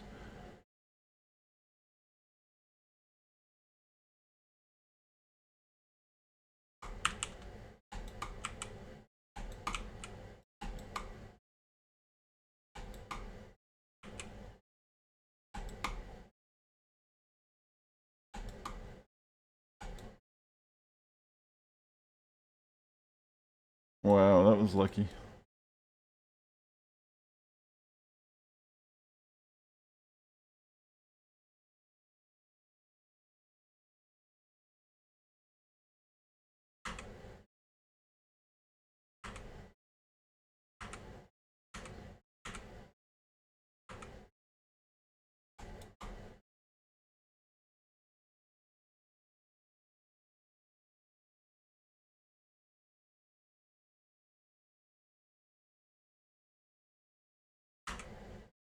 Did we luck out?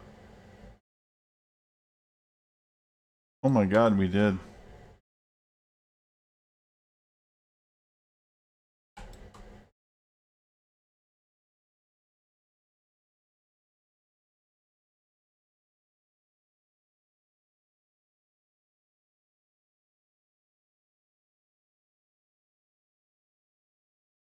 No way.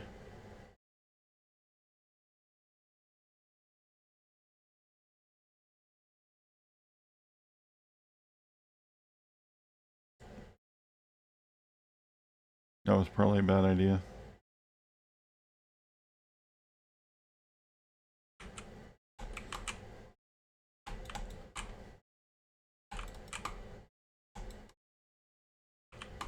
Ah!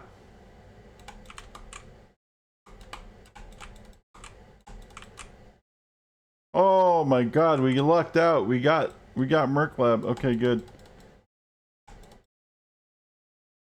Wow, there is hope. Holy shit, there is hope.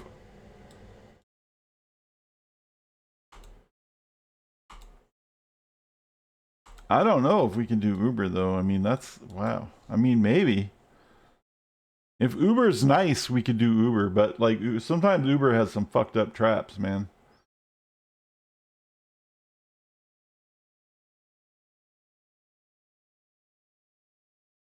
Let's put some quality in steel skin.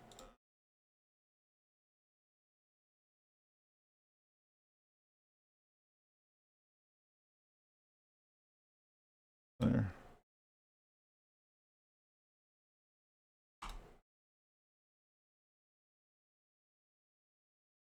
That's crazy.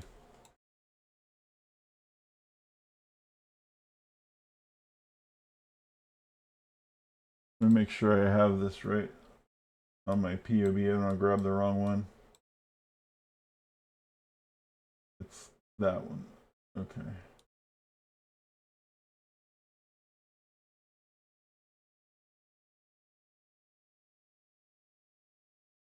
100% more critical strike chance against enemies that are not on low life.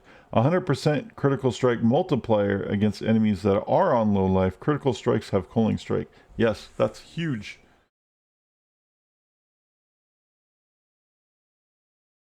And then, so we have these, and then we get the free trickster one because of this jewel, polymath, which gives us more damage per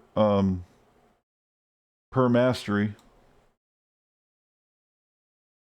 Which we have 1, 2, 3, 4. We're gonna have 5, 6 at some point. Maybe 7. Oh, I forgot. We got a point going into here. I was like, where's my next point going? It's going into here. Okay. Anyway, wow. Fuck. I mean, should I try Uber? That would be amazing. If we could get Uber done, that would be fucking fantastic. But I thought I would get my ass kicked. And actually, that was fairly harmless. Because if we could do Uber, then we can do the King of the Mist thing and get our third gem slot, and then we can roll our next ring, and then we're fucking golden.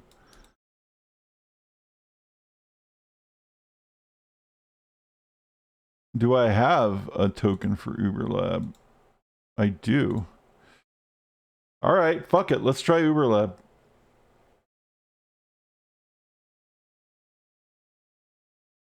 I need to do it anyway.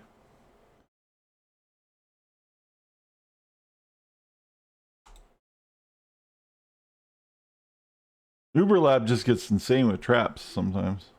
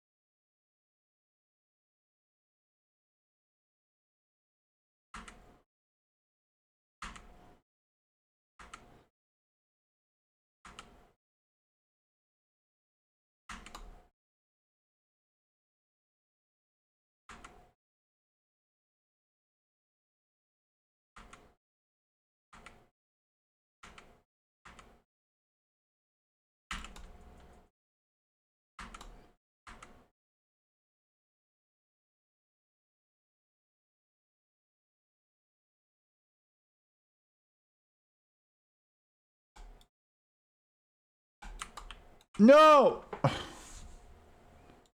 See, that was bullshit. I was like, I died because I was looking at the fucking thing. See how squishy this fucking character is? I'm telling you, I wasn't fucking around. We'll try it again, because that was bullshit. I just wanted to see where we were. That was just bullshit. There's no reason I should have died to that. That was fucking bullshit. That didn't count.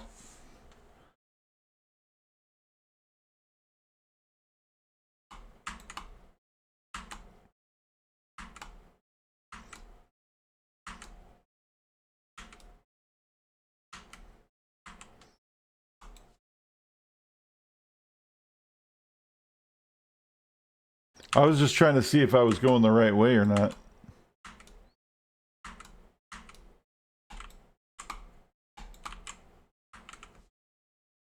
What the fuck is this?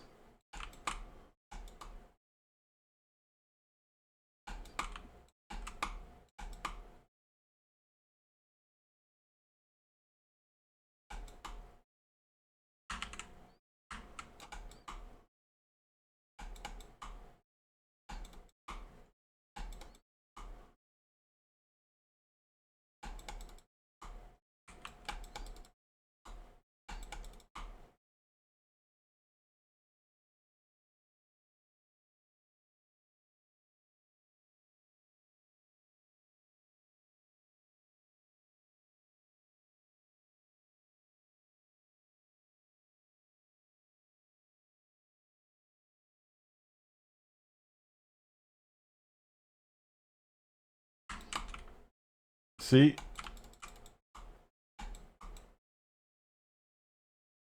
Okay, it's not this way.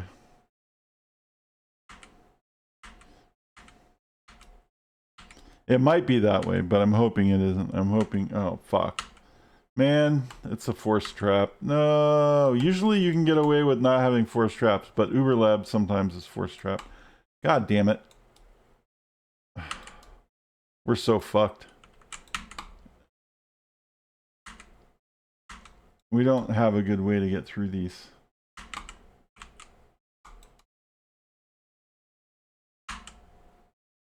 Because we don't really have potions.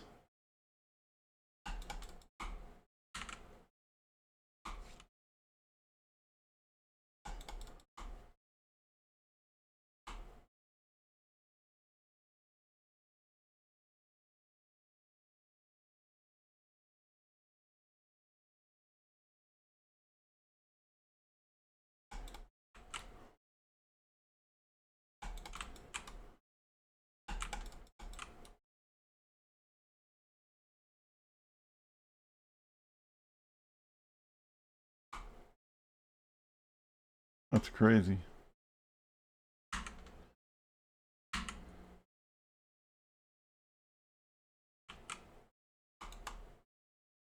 You going to the library? Alright, dude. Catch you later. Sorry, I was being quiet. I'm trying not to die.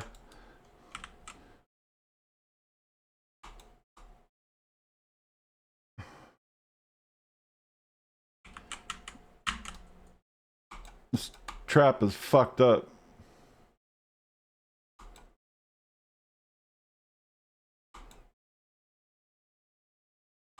This is... I don't know what the fuck this is, but it's fucking bullshit.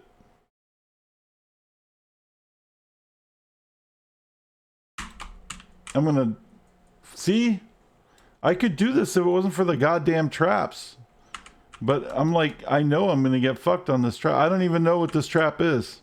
And I just don't have, like, this character just doesn't have the fucking, like, capability to do something that isn't, like that. Like, he's really good at a lot of things, but this isn't one of them. And this is why I was so worried about doing Uber Lab. I'm gonna have to go this other way and maybe hope that this is better.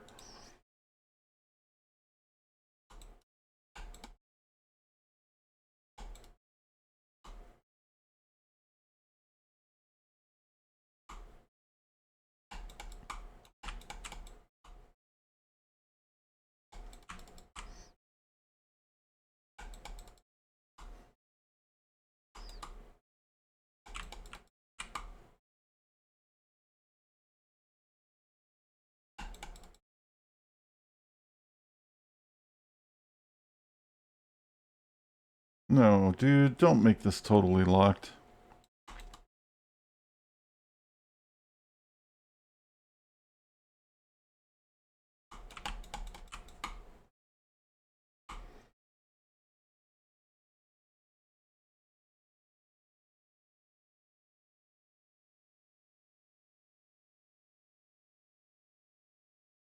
That goes back to the main.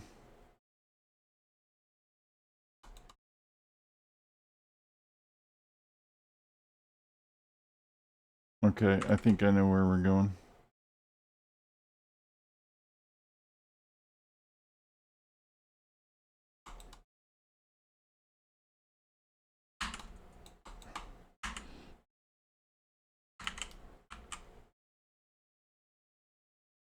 I see it.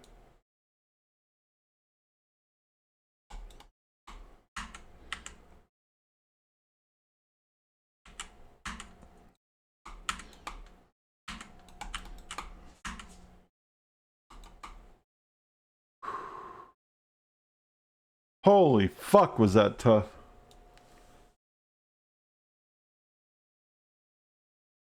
Let's hope Izzy doesn't one-slap cap us. Damn it. What did I cast? I gotta stop doing that. I'm so used to precasting things before Izzy, but with this build, precasting means I have less fucking mana. We're good. Wow.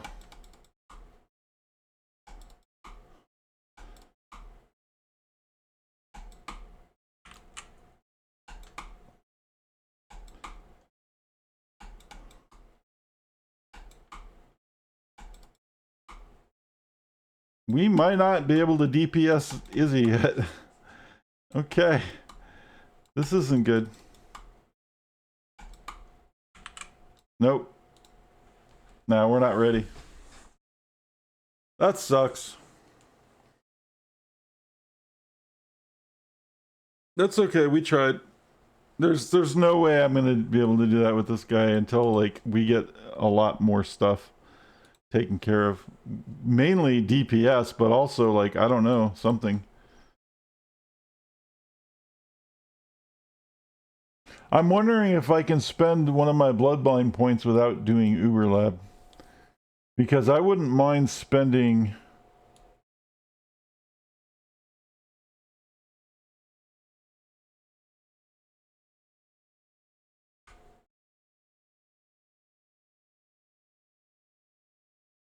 I wouldn't mind spending this to do the Bloodline first to get me the extra ring so that I'm more defensive.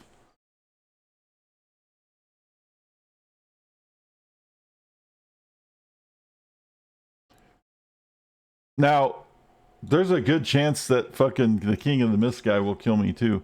But I at least have done the fight. And we can try it. And if I die a couple of times, I can die a couple of times on him. Which is better than...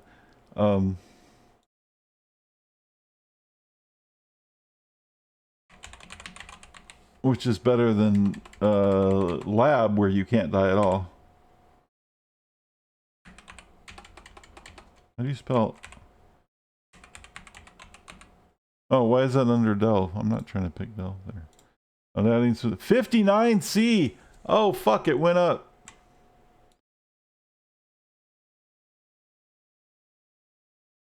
We need a died thingy. No.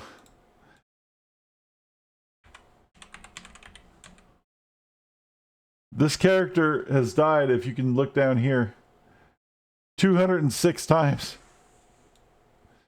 This is the squishiest character, like, of all time. He's going to die in this, but I think that I can get through it.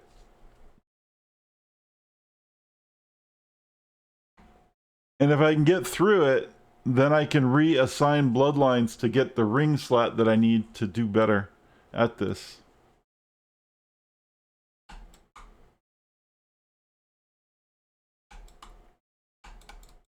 Or maybe I'm not doing... Oh, wow. Okay. Well, that answered that fucking question. I thought I could at least do some damage to him.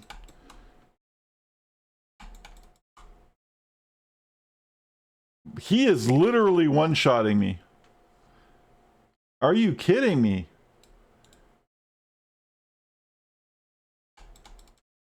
Oh, because he does chaos damage.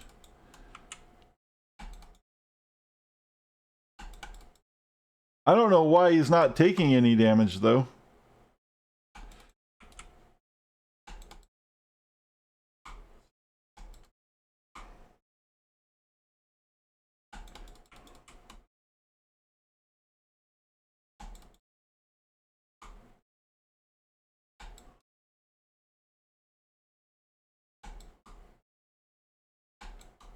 Why isn't he taking any damage?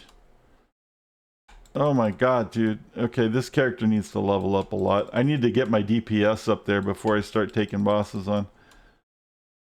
That was a wasted 60C. I thought I could do this. I can do this with another character, so I'll just switch out and use the portal on another character when I die again.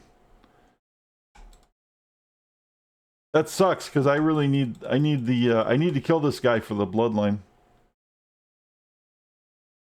Yeah. So we're gonna keep... I don't want to waste the 60C.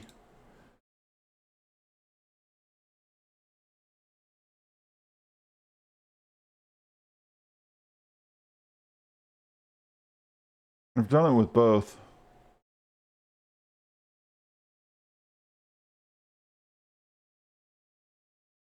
Because we still have a couple portals left. So we're bringing in a ringer.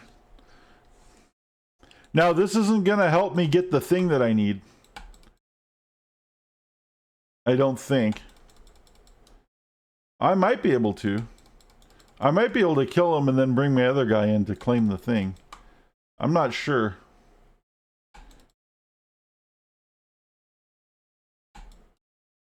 So this is how you cheese the fight. You stage and you quit and you come back because that maze is bullshit. That maze will kill you if you don't get through it fast enough, and you can't really see how to get through it.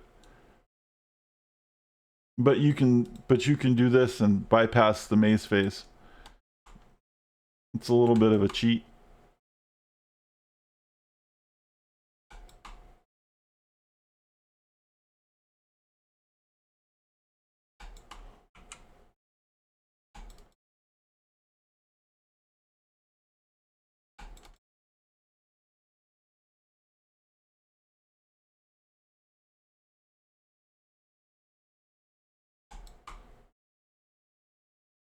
He did.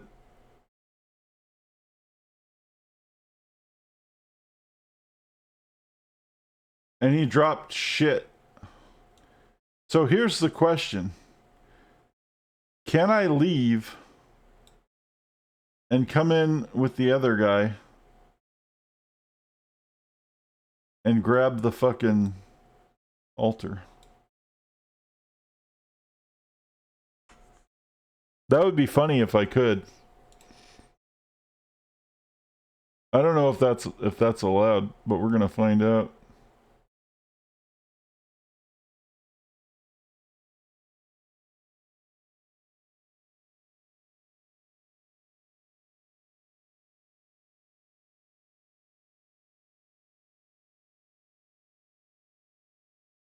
Nope. All right. Well, I had to try. Because what I need to do is kill the guy with this character and then take the altar, which will grant me the blood line, which will give me the alternate ascendancies. But I clearly can't do that with this character yet. Just totally fine. I just wanted to see if I could. Answer is no. Lesson learned.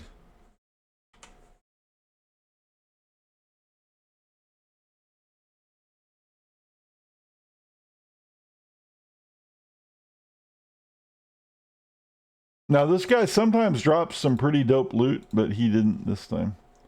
And for 60C, that's kind of rough. This is cool armor, but it's like not that cool. It's not as cool as it initially seemed. See, it's only, people are selling it for 1C now. And this is a bad one of these.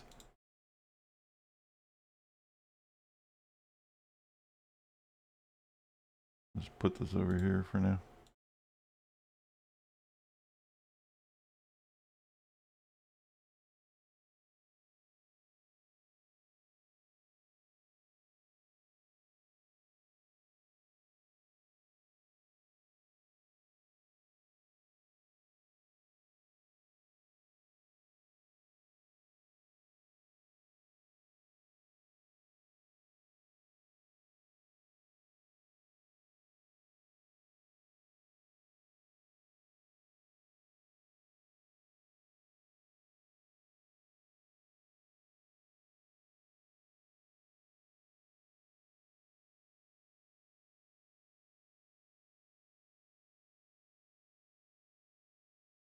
Hmm.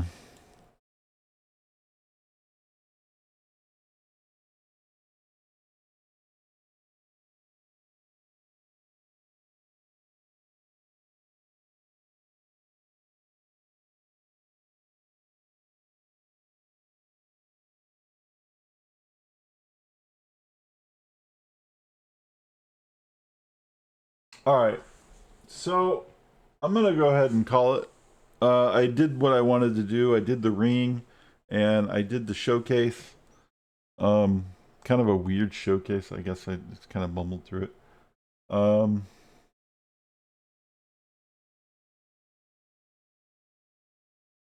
And and I will see you guys tomorrow for Blood Bowl. So thanks everybody for watching play video games. Like what you see, please give me a follow. If you're watching the YouTubes, you can sub. If you're not watching, if you're watching on Twitch, you can use your sub prime or your sub or your prime sub for free, or send bits or whatever if you want to support the channel. And we are playing Blood Bowl tomorrow in the wee hours. Not that wee, but still hours, early morning time Blood Bowl. We're playing Blood Bowl 2, and it's an audience participation thing, and it's a lot of fun, and there's no obligation, there are no fees, there's nothing you have to do, just hang out and show up, and if there's a character slot open, you can have it, and name the character whatever you want. You could pick the skills and all kinds of stuff. It's a lot of fun. So I will see you all tomorrow, and I hope you have the great rest of your weekend. Get plenty of sleep and eat plenty of tacos.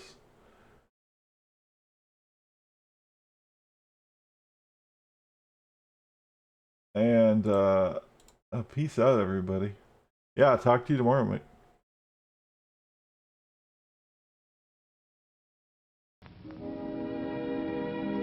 And now, folks, it's time to say goodnight. We sincerely appreciate your patronage and hope we've succeeded in bringing you an enjoyable evening of entertainment. Please drive home carefully and come back again soon. Good night.